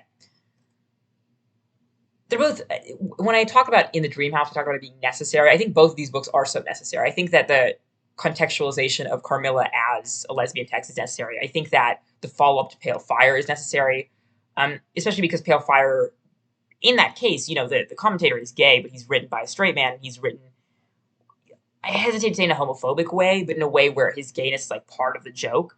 which works for me. I mean, I love Pale Fire. I love reading that. I love reading about evil, horrible gay men. But there's something about having transgender Pale Fire where our commentator is transgender, and that's like the powering force behind his good commentary. And where we're saying, no, we literally should just let trans people talk about whatever when they're commentating on a book because you bring everything to the table with you. That is so powerful. Um, and again, I think everyone should read both books. I think they're both great. I will say that I didn't even mention Carmilla's fantastic illustrations. It's an illustrated edition. It's beautiful. I think if I were to ask myself which book was I propelled through faster or more intensely by a very slight edge, it is Carmilla. And I think I will give it to Carmilla, even though I know it's unfair. Is it a novella? Is it a novelette? It's so short. I think that does bias it, but it's so sharp and so speedy that I'll go ahead and give this one to Carmilla. So the book that I've already read before moves on. Okay. Oh, I was not looking forward to this. Hair of the Ninth and People Love Dead Jews. I mean, again, speaking of books that do weird, insane, wonderful things. Okay.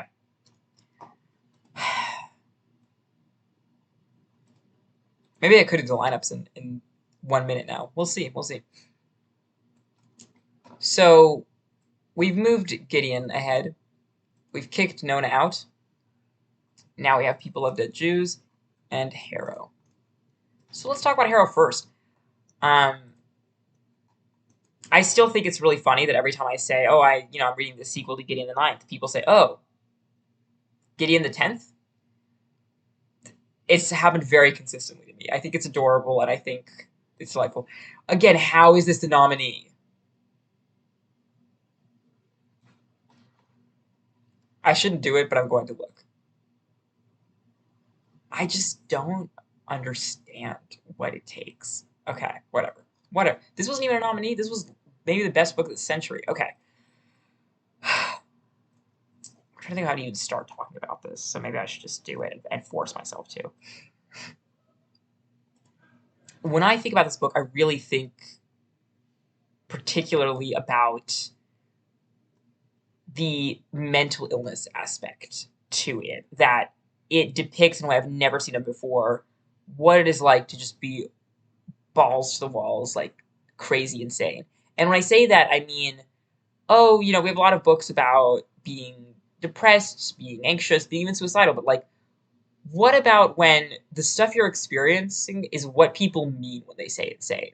Like, what about when you can't trust what you're seeing, what you're hearing? What about when you're, hearing voices? Basically, like, when I say crazy in this context, I mean, you feel that you are crazy, and you just don't even know what to do about it. I have never actually seen that well written. I think in part because it's always being written by people who don't have that experience and who are just kind of going like, "Well, what if my character hears voices? Won't that be scary and spooky?" And this is the only book that does all that so well, and that manages to use your protagonist's, you know, we've all heard of unreliable narrators, but this is like a point where they're unreliable in a way they can't control, and that you are empathetic towards. You think, yeah, I don't know if that really happened. I don't know if she really saw that or not. And that's how it is. And you really have to inhabit that space rather than experiencing the text as, oh, there's some secret truth and she just doesn't know it. No, you just have to deal with what she's telling you. And it forces you to empathize with her, but in a way it's just so, I don't know, it's beautiful. I think the way that this book feels like you are holding Harrow gently in your arms is so special to me and so warm in the vast, cold dark of space. Um, we meet a lot of new characters in this book as well. I think that this book's handling of the Gideon Harrow relationship is so underrated. People just do not want to acknowledge how well it handled the relationship, progressed the relationship, I would say. Um, the way that every event in this universe, every sequence of events in this series has at the center of it lesbian love is just so. I don't know if we have invented words for what it is yet, to be honest with you. Um, and so I find myself talking about all the disparate elements of this book because it is this collection of beautiful, glittering things all together in one place. And it is also, yes, a beautiful sequel and treats its approach to being a sequel is different from any I've seen before. So that's my big pitch for Harrow the Ninth. Let's talk about People Love Dead Jews. And we're back to necessary books that nobody has written for some reason. This is the first book I've read of its kind, meaning a collection of essays about Jews and anti-Semitism and the things that people just don't want to talk about. I know that a lot of them exist, obviously, but I think that this one really is unique and special in its approach, and I think especially the center lens being people love dead Jews. What Dara Horn is talking about is people love to see dead Jews as inspiring. They love to talk about dead Jews in the news, in the media. Will you write a piece for us on this, synagogue shooting? Nobody wants to pay attention to Jews while they're alive, and people especially don't like the details of Jews being alive. They don't like Jews who have opinions they don't agree with. They don't like Jews who are cruel. They don't like Jews who are nasty. They don't like Jews who have, God forbid, a culture that is not, completely subsumed into Americana. And Dara Horn's perspective as someone who studied Yiddish specifically in college is so valuable because it lets her discuss a lot of things that Jews ourselves have lost. Now, I'm just saying, I don't speak or read Yiddish. I'm not even going to pretend to do that. And I am probably not going to learn Yiddish or learn how to read it. I also don't speak or read Hebrew outside of being able to literally read, the characters. There's something about someone just writing so openly on all of these Jewish cultural touchstones and our relationship to them, our relationship with assimilation, that was so healing to me because just nobody's saying it. This is a book that my rabbi read, and he reads very little, quote unquote, secular literature. He also came to the event where she was speaking with me, which was really exciting. Like, hello, welcome to the book world. And just emotionally, when I was reading it, I read this right before Gideon the Ninth, if I recall correctly, and I was saying something like, "Oh my God, this is like going to be one of my best reads of the year. This is so good." It's it's so beautiful. It's so loving, and it's so at the same time incisive. It's so ready to hit where it needs to. It brings up all these things that not only that society doesn't think about, but that I as a Jew wasn't thinking about, and that I think we just are not ready to really confront. And her ability to deliver her research and her conclusions in a way that is so clever and fast paced and so easy to read is really something that was impactful for me because I don't read a lot of nonfiction. And I think that just for its accessibility in discussing anti-Semitism and in how anti-Semitism can take many, many forms other than, oh, they're literally shooting us in the streets, it is such a vital text and everyone should read it. I think that people should read it just to understand anti-Semitism that much more, especially, going over my time here, her verbalizing of what she calls Purim anti-Semitism and Hanukkah anti-Semitism, using two different Jewish holidays to articulate different types of anti-Semitism. The Purim anti-Semitism, where they want to kill us, they just want Jews dead, and the Hanukkah anti-Semitism, where they want Jews to not exist, but by means of assimilation. It's fine if Jews are there; they just have to not be Jewish. And her discussion of these two forms of anti-Semitism and how easily one becomes the other is so transformative to, I'm going to say, the discourse, that again, I think it is literally an important book, and we need this book to talk about any of these subjects. Okay, it's time for violence. One of the things that's hardest about this matchup is that they both say things I've never seen said anywhere else. That Harrow, and I've said this before about other books in this lineup, but Harrow the Ninth with its perspective on, I'll say, to be sort of general psychosis, but lots of things that don't necessarily have labels, and People Love Dead Jews on anti-Semitism. Um, I will say I've had a very difficult time getting people to read People Love Dead Jews because I think that people have this perspective of like, you know, if you're not Jewish, like I get it. I get it. If you're not Jewish, you're like, why should I read this collection of essays on anti-Semitism?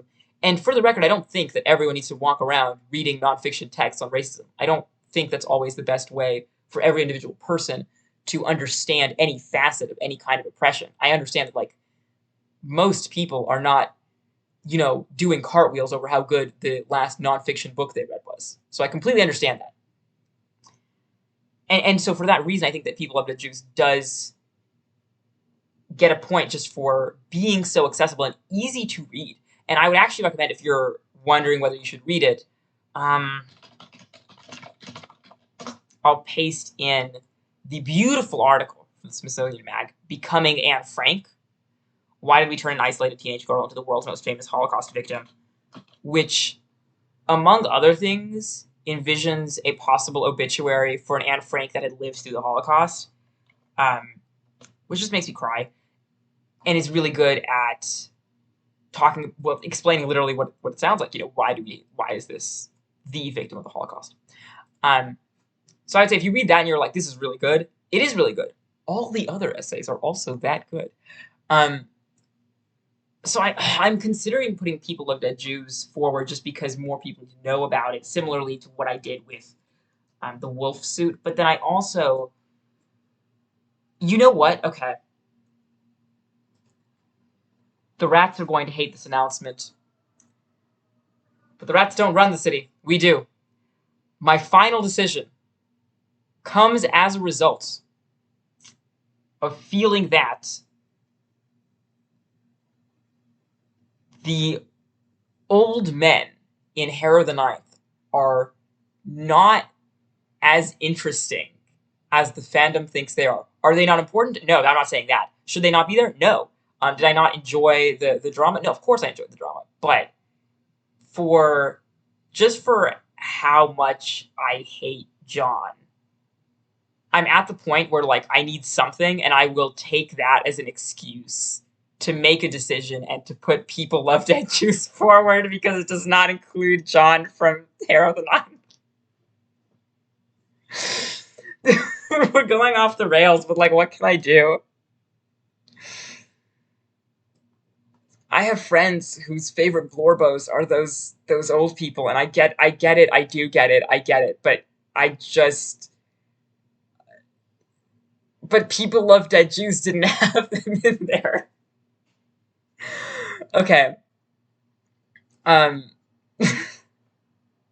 really sorry for everything that I'm doing on this stream.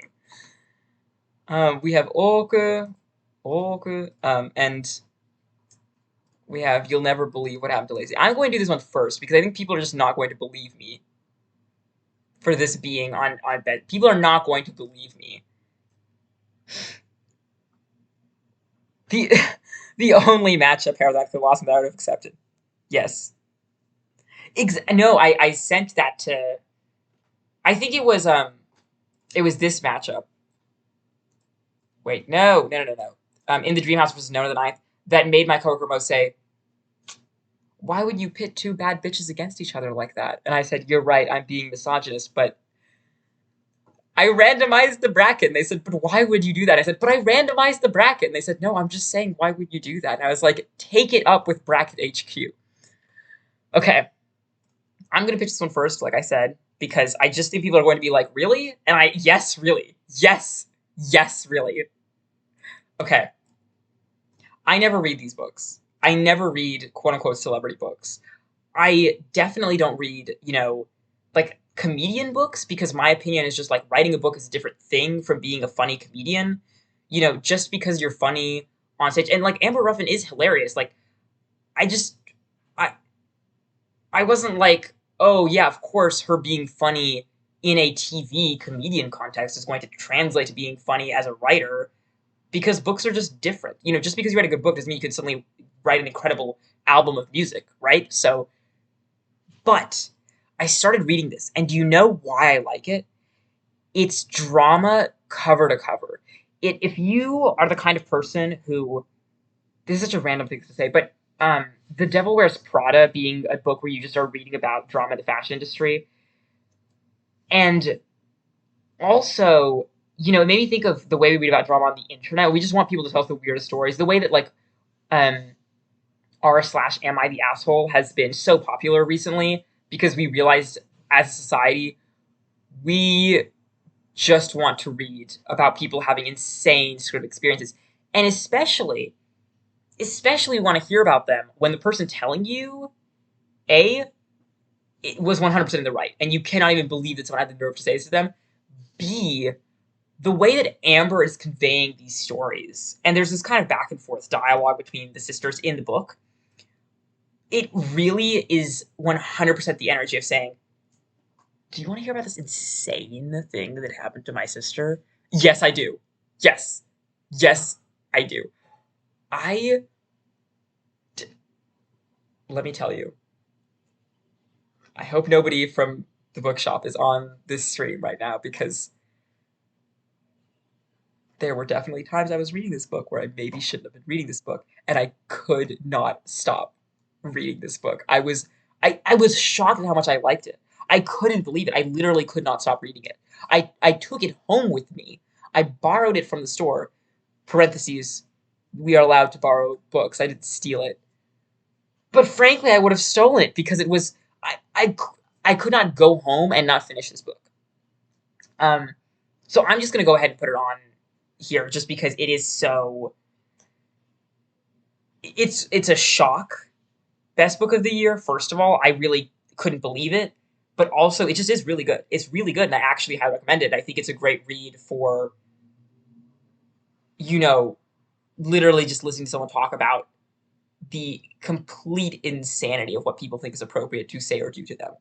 Um, very well written, genuinely a good book, and yeah, I mean, if you are a fan of drama, if you want to hear about someone's insane drama, this is the book for you. I really liked it. I could not stop reading it. Okay, but I'm pitting it against Oh, good. And you might be thinking, why are there three O's? I thought there were two O's. It's because this one is pronounced Oh. It's the two kanji are, well, it means the inner chambers anyway. Let's not even get into this. Some of us took Japanese in college. Okay, let's see how I'm going to pitch this. So I know Yoshinaga Fumi from her yaoi, which is always the best way to start talking about a book. And I was really curious about this because this series is definitely her best known and, highest critically acclaimed series. And it even won awards. It won awards for its treatment of gender. And I just got very curious. I thought, okay, let's read this.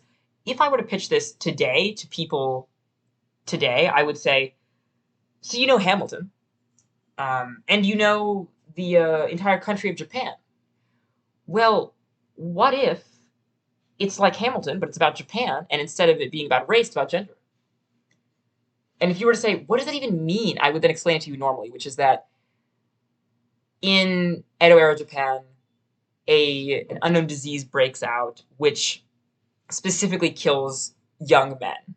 For some unknown reason, women are immune to it, and it's mostly affecting men, of like working age, right? And this means that, first of all, a lot of people in power die, but also that it is safer to have women in positions of power because they're just less likely to die on you. And over time, literally over time in the course of the series, which I'm, again, kind of discussing as a whole, just in the span of volume one. I'm sorry, I would have put the whole series on here if I could. In the course of the series, you start seeing, you know, all of the people in the fields are women. The people at the market are women. Women are taking over everything men have traditionally done, and men are now being seen as, limp and pathetic, basically, which I always like to see them as, but specifically in this context, because they literally could just die on you. And what that leads to in the story is so fascinating. I love that in each volume it feels like Yoshinaga is taking on a different aspect of historical Japanese culture and asking, how would this look? And how would that look? So my favorites are definitely the moment where there's basically a butch lesbian, let's just be honest. Hiraga Genai is a butch lesbian. The strangest thing was thinking, this guy is so hot. He's such a hot anime boy girl. I have to look him up so I can justify this now. Oh, it's not going to qualify if I put all three O's.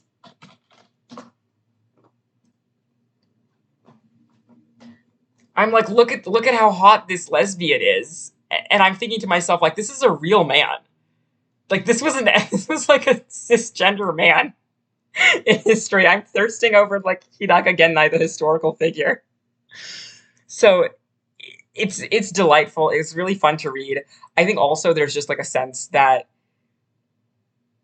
seeing what a yaoi mangaka does when she's not writing yaoi is really interesting and confirms that much of the things that people dislike about yaoi are just disliking the genre, and that she is capable of doing a lot of things she's not capable, seemingly not capable of doing in yaoi because the fans don't want it. The fans don't want gender analysis in their yaoi.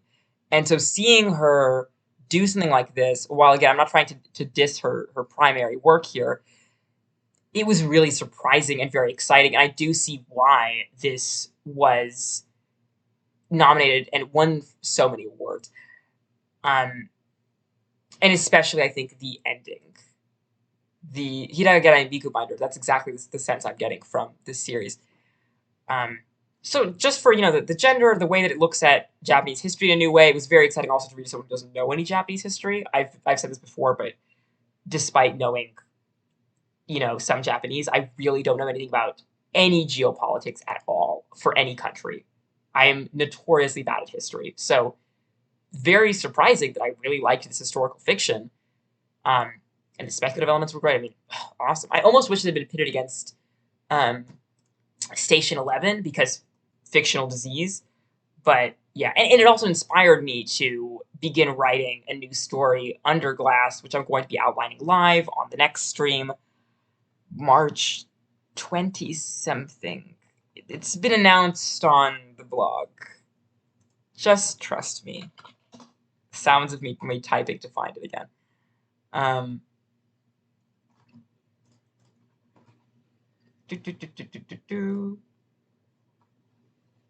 So if you want to see me plan a story live, start to finish, that's going to be happening on March 22nd, and it's inspired largely by this. Okay, but now let's matter at hand, people. We have to pitch these against each other. We can't have peace in this country. This is such a random matchup. Am I wrong?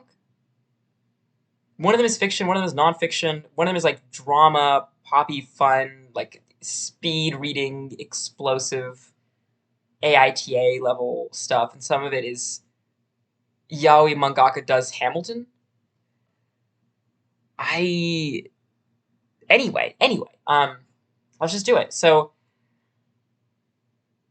if I said which one was the easier read to just like speed through, definitely this. And I think it's partially because Oku is written serve of the century in like old English almost. The way that I don't know if I could find you a translation.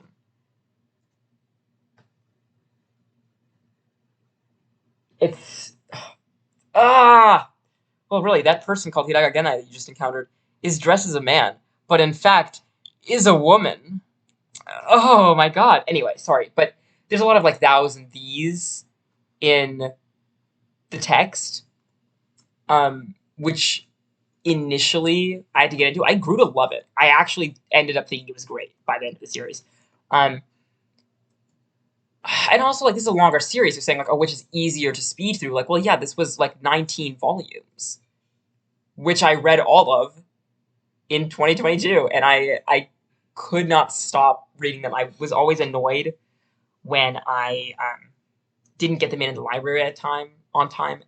There was a time when I had, like, 4 of them in my house, and I didn't bring all of them to my little weekend getaway, and was annoyed at myself for not having brought all of them because I could have read all of them. I was so obsessive.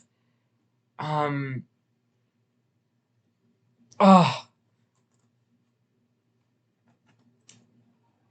I'll do it. I'll say for the high aspirations, I'll give it to Oku solely because I do think that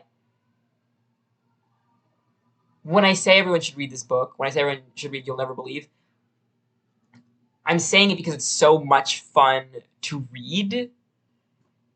And it is, and so is Ogu in many ways. But then I feel like Ogu comes out on top in terms of having so much to discuss and so much emotion in it. But then there's also, I mean, saying, well, you could just read a bunch of things about racism and not discuss anything is kind of a lie. Um, and I also think that a lot of people are going to read this.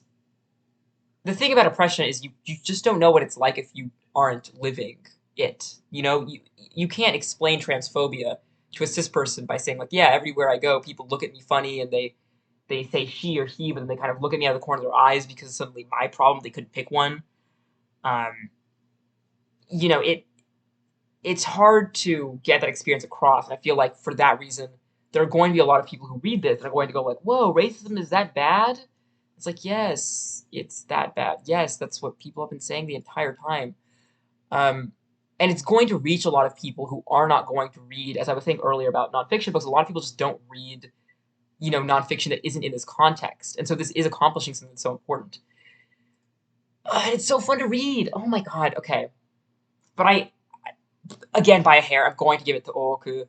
And I will say that this series is insane. If you read this, don't say I didn't warn you. This series is completely nuts. Okay. Ugh. Ugh. I've got nothing to say about this bracket. Um, let's take that next 5 minute break right about now. I do register that it's barely been, you know, 5 seconds, but I need to I need to digest what I've just done. And then we'll come right back and do at least the next four matchups, if not the final one, as well. Okay, 5 minutes during which I will run an ad. So please get up, stretch, go to the bathroom, drink water, get more water, get food, get a snack. Starting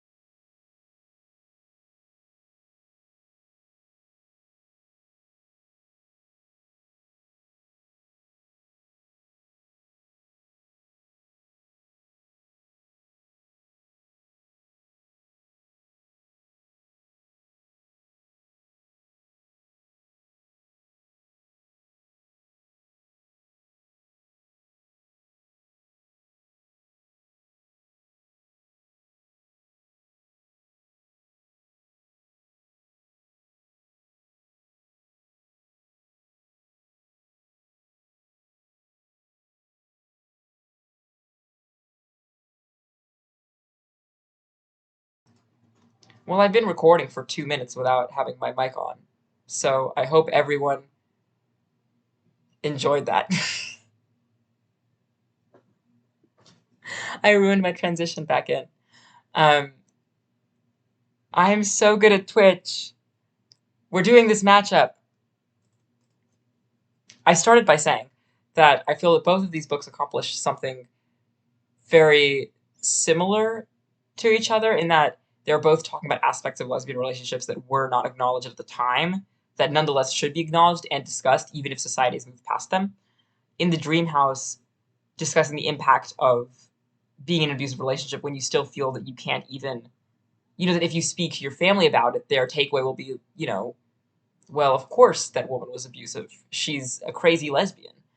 Um, and we do the dark taking place in the mid aughts, specifically around 2008, and covering, what it's like to not really be able to date openly and to assume that to be a lesbian is to have your sexuality be a secret that you can never tell anyone, you can never be honest about. Um, and 2008 is, it's more than a decade ago, which people are not going to want to hear. But there's something so important to me, especially as someone who's writing Kay Rainier for this exact reason, to saying, sure, it may not be 2008 anymore, but people lived through 2008. People experienced all of this in 2008, and they didn't get to talk about it. So we're talking about it now. So for that reason, it's hard to pit them against each other because they both are doing that and in such an important way. And I do feel that both of them are unique. Like I said about We Do the Dark, as much as In the Dream House is talking about abusive lesbian relationships in a way that has not been done, that needs to be done in this format, We Do in the Dark is talking about those weird gray areas where basically, I don't want to summarize the book as having one theme or moral, but when you do not allow lesbians to have relationships in the open, this is what happens. The professor that our protagonist is sleeping with is married to a man because at the time you couldn't be married to a woman in America, or at least to my knowledge in most states. And there's a question hanging there for me of, in what ways is this professor a victim of society, and how does that lead her to get into relationships that may not be ideal with others, right? Not excusing her actions, contextualizing them. And also asking about, Mallory, that is her interest in a quote-unquote forbidden relationship or a transgressive relationship, does it in some ways come from the way that society has taught her to think about lesbian sexuality at all? And what does it do to her relationships with other women who she is not, dating or seeing sexually? This is very difficult because I think that it comes down to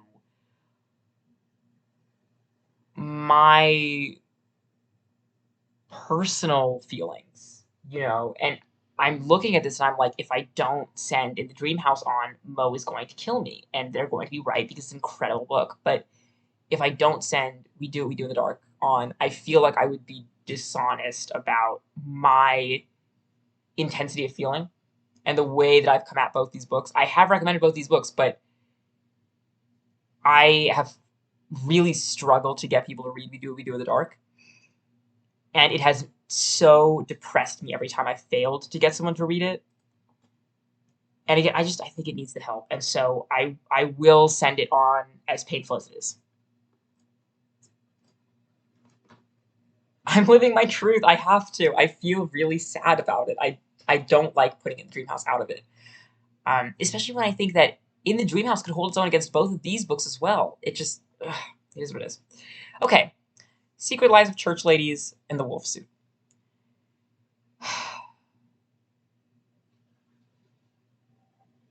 On the one hand, I feel like my choice is obvious in that I do feel like The Secret Life of Church Ladies packs much more of a punch for me. On the other hand, when you're pitting kids' books against adult books, is what happens. That there's a lot of things you can't do in a kid's book, and that's fine. And they're serving different purposes ultimately. I'm also thinking about the fact that I have promoted both of these books heavily at the store. That both of them feel like books that have, in some ways, flown under the radar. I think for the sake of time, I have to say, even at this point, I think it has to be Secret Lives of Church Ladies. And that again, that is not anything negative against the wolf suit. I just feel like as good as it is, again, speaking personally, that I'm going to usually be more affected by adult reads. And so I have to do that. I have to do that. And with me still saying, including adults, you should read The Wolf Suit. It is really delightful. It's really wonderful. Okay, this side. Oh my god. This is so painful. Theo, you have to help me, because you read Carmilla, period, so you at least know what I'm talking about there. And I do feel in some ways we're kind of pitting the old against the new. We're talking about weird, messed up, horrifying lesbian relationships in classic literature, and we're talking about weird, horrifying, messed up lesbian relationships in modern literature. And I think there is an edge that I have to add to Carmilla, that we're not just talking about Carmilla, the Gutenberg version, which Theo read. Um, I can already feel what yeah, I know. But here's the thing: is that I'm talking about Carmen Machado's commentary on it, the experience of reading with her commentary, and which was, do you know what? Oh my God!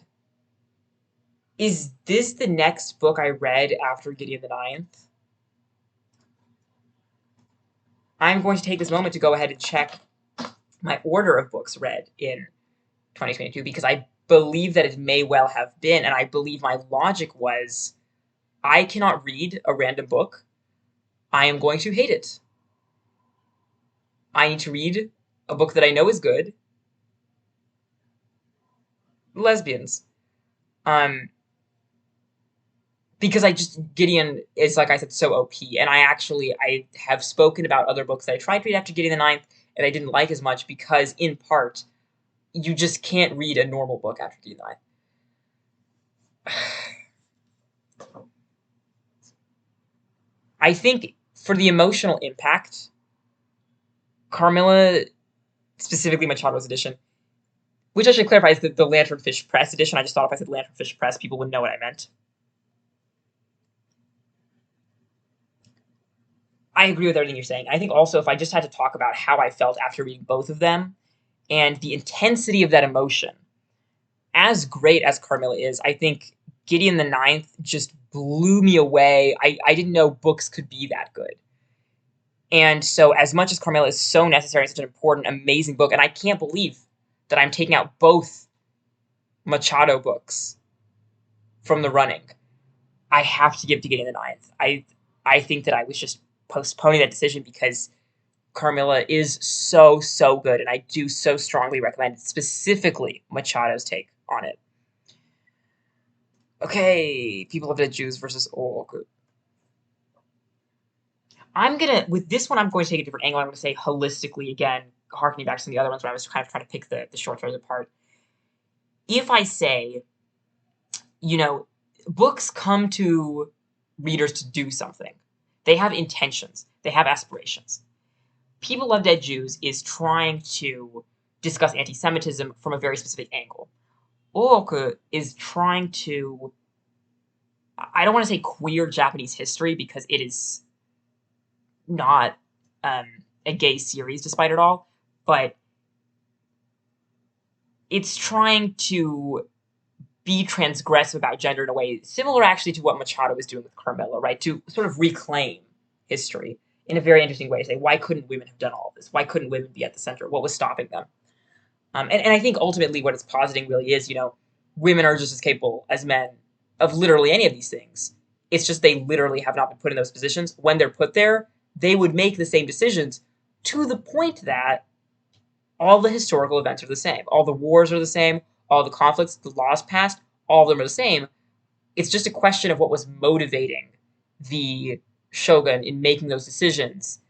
And of course, the point is ultimately that women are just as capable or incapable rulers as men are. With that said, if I ask myself, which of these do I think showed up and did everything it wanted to do and more, I have to say that People Love Dead Jews, I think, is so successful beyond any expectation that I have to put it forward against Ooku. But again, Ooku is really my weird pick of the bracket. I think it's my pick where I'm like, I know that so many people are not going to care about what if a yaoi mangaka took Japanese history and killed off a bunch of men and made them all women. I know that. I know that a lot of people are just like, and I know that because I also taught Ooku. Fun fact, it was also in the literary ethics class when I was talking about yaoi. Yes, we had a yaoi week because of course we did. Um, and I had people read the first chapter and they went, "This is sure weird," and they all liked it, but they didn't keep reading it. And so I do understand that kind of I'm talking nonsense here, but it's so good. So I do think that everyone should give Ooku a shot. I will understand if it's not your thing because I think many people can read the opening to it and just go like, eh. um, but it had to be here. And you know what else I will say that I think People Love Dead Jews did the best at. I know I said I didn't put things on here that I had compunctions about, but Ooku falls into some very simple like manga tropes of like making people that the reader is not supposed to like ugly and having very specific standards for what it means to be ugly. And so I have to say that like just for carrying out a political point without falling into these minefields of demonizing someone else, I think People Love Dead Jews does the best job of that. And let's just go ahead and do the last two. Let's just do it. The last three, I suppose. I am weird. I am a weirdo. I love manga Hamilton. It actually, believe it or not, it made me more sympathetic to the original goal of Hamilton because I literally was reading it thinking like, oh, okay, I kind of get all this now. And I will say I haven't actually seen Hamilton. So that's just some facts about me on this stream, I suppose. I haven't seen Hamilton, and I don't know how to unmute my mic. Okay. Our next matchup. Ugh. I can't. I think at this point we've established that I can't not send We Do in the Dark forward. It's like just not even. I love The Secret Lives of Church Ladies. I loved it so much. I really, really, really did. And it is so good, and everyone should read it. And all the stories are so good and so emotionally affecting. And at the same time, I am just so obsessive about We Do in the Dark that I, I can't have put it past In the Dream House and not have it win here. I'm very scared of the final bracket. It's going to be awful. Well, we're back to matching locked tomb books against People Love Dead Jews. Okay. People Love Dead Jews is so good. But Gideon the Ninth is a literary tour de force. And yeah, I think that was what happened. Okay.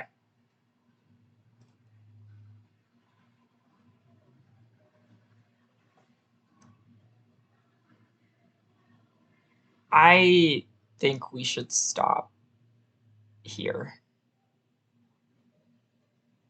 I just think we don't need to finish the bracket.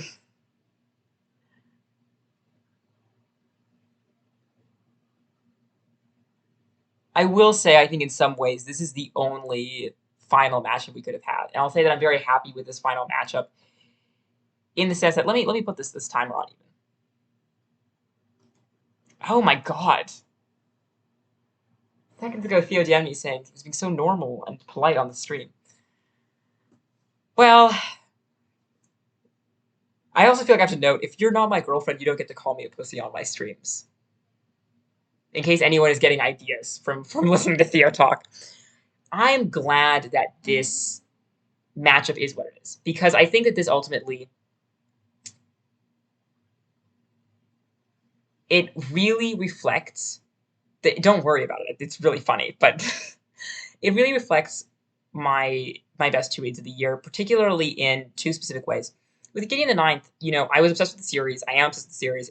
I'm so obsessed with it that I started writing fan fiction again, and that you know, I have put off starting any new series because I just need to finish this one, and I really feel so emotionally dependent on the outcome of this series.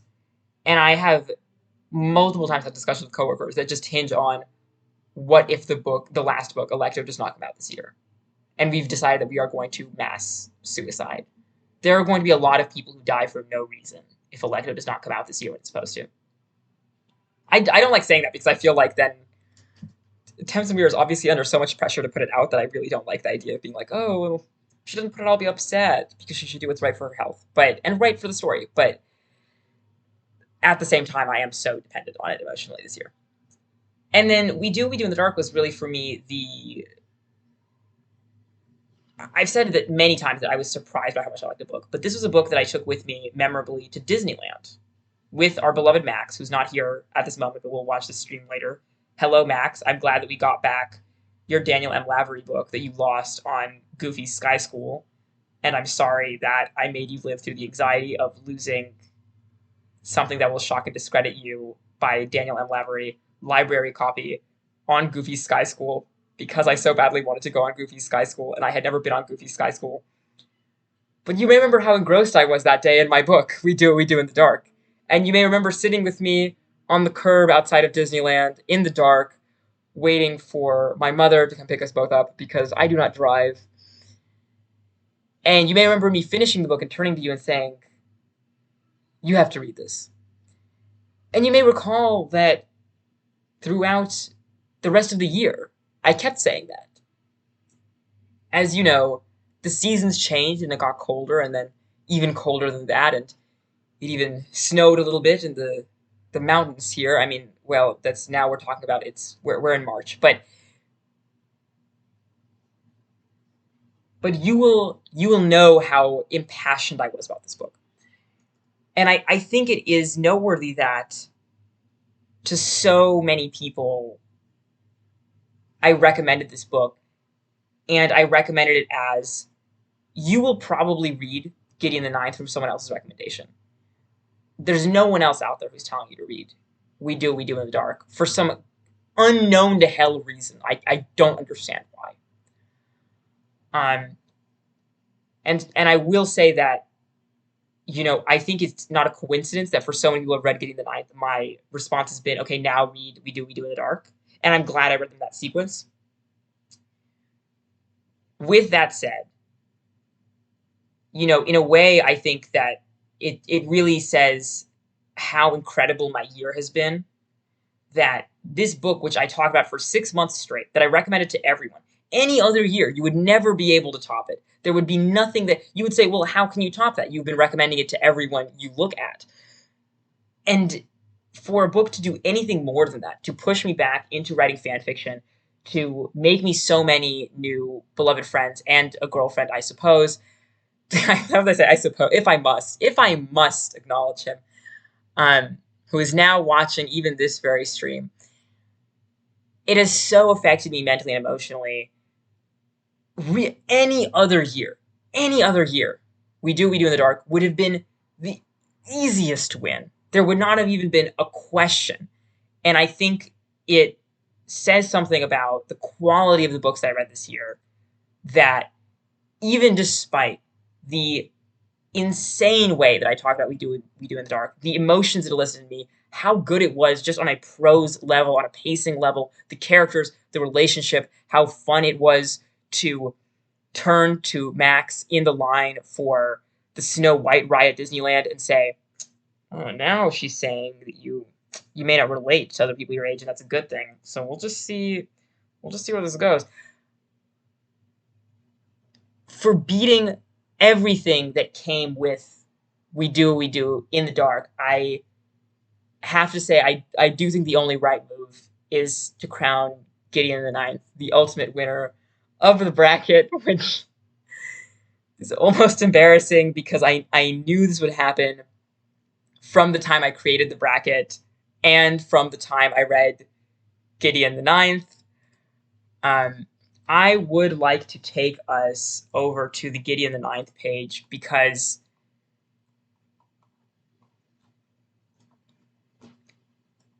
Max's review, 5 stars. What the fuck am I supposed to do knowing I've already read my best book of 2022 and it's only March? What, from the bottom of my heart, the fuck am I supposed to do now? Just go on living? Go on reading books that are not this? Dude, hope we all blow up.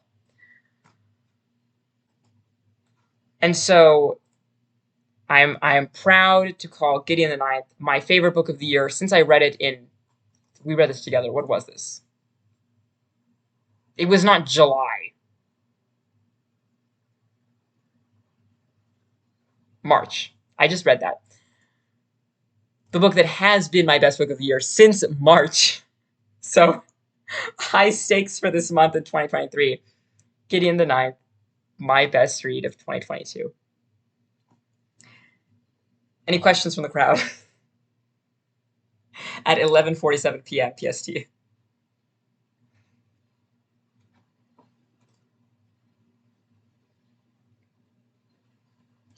The crowd says loud snoring noises. Thank you, Theo. Okay. I'm happy with this. I think what I'll even do is just on my own time, I may do a double elimination version just to see if we get different, like an exact number of like 1 through 16. Because I think that would be interesting. But I think this is honestly the only way it could have gone.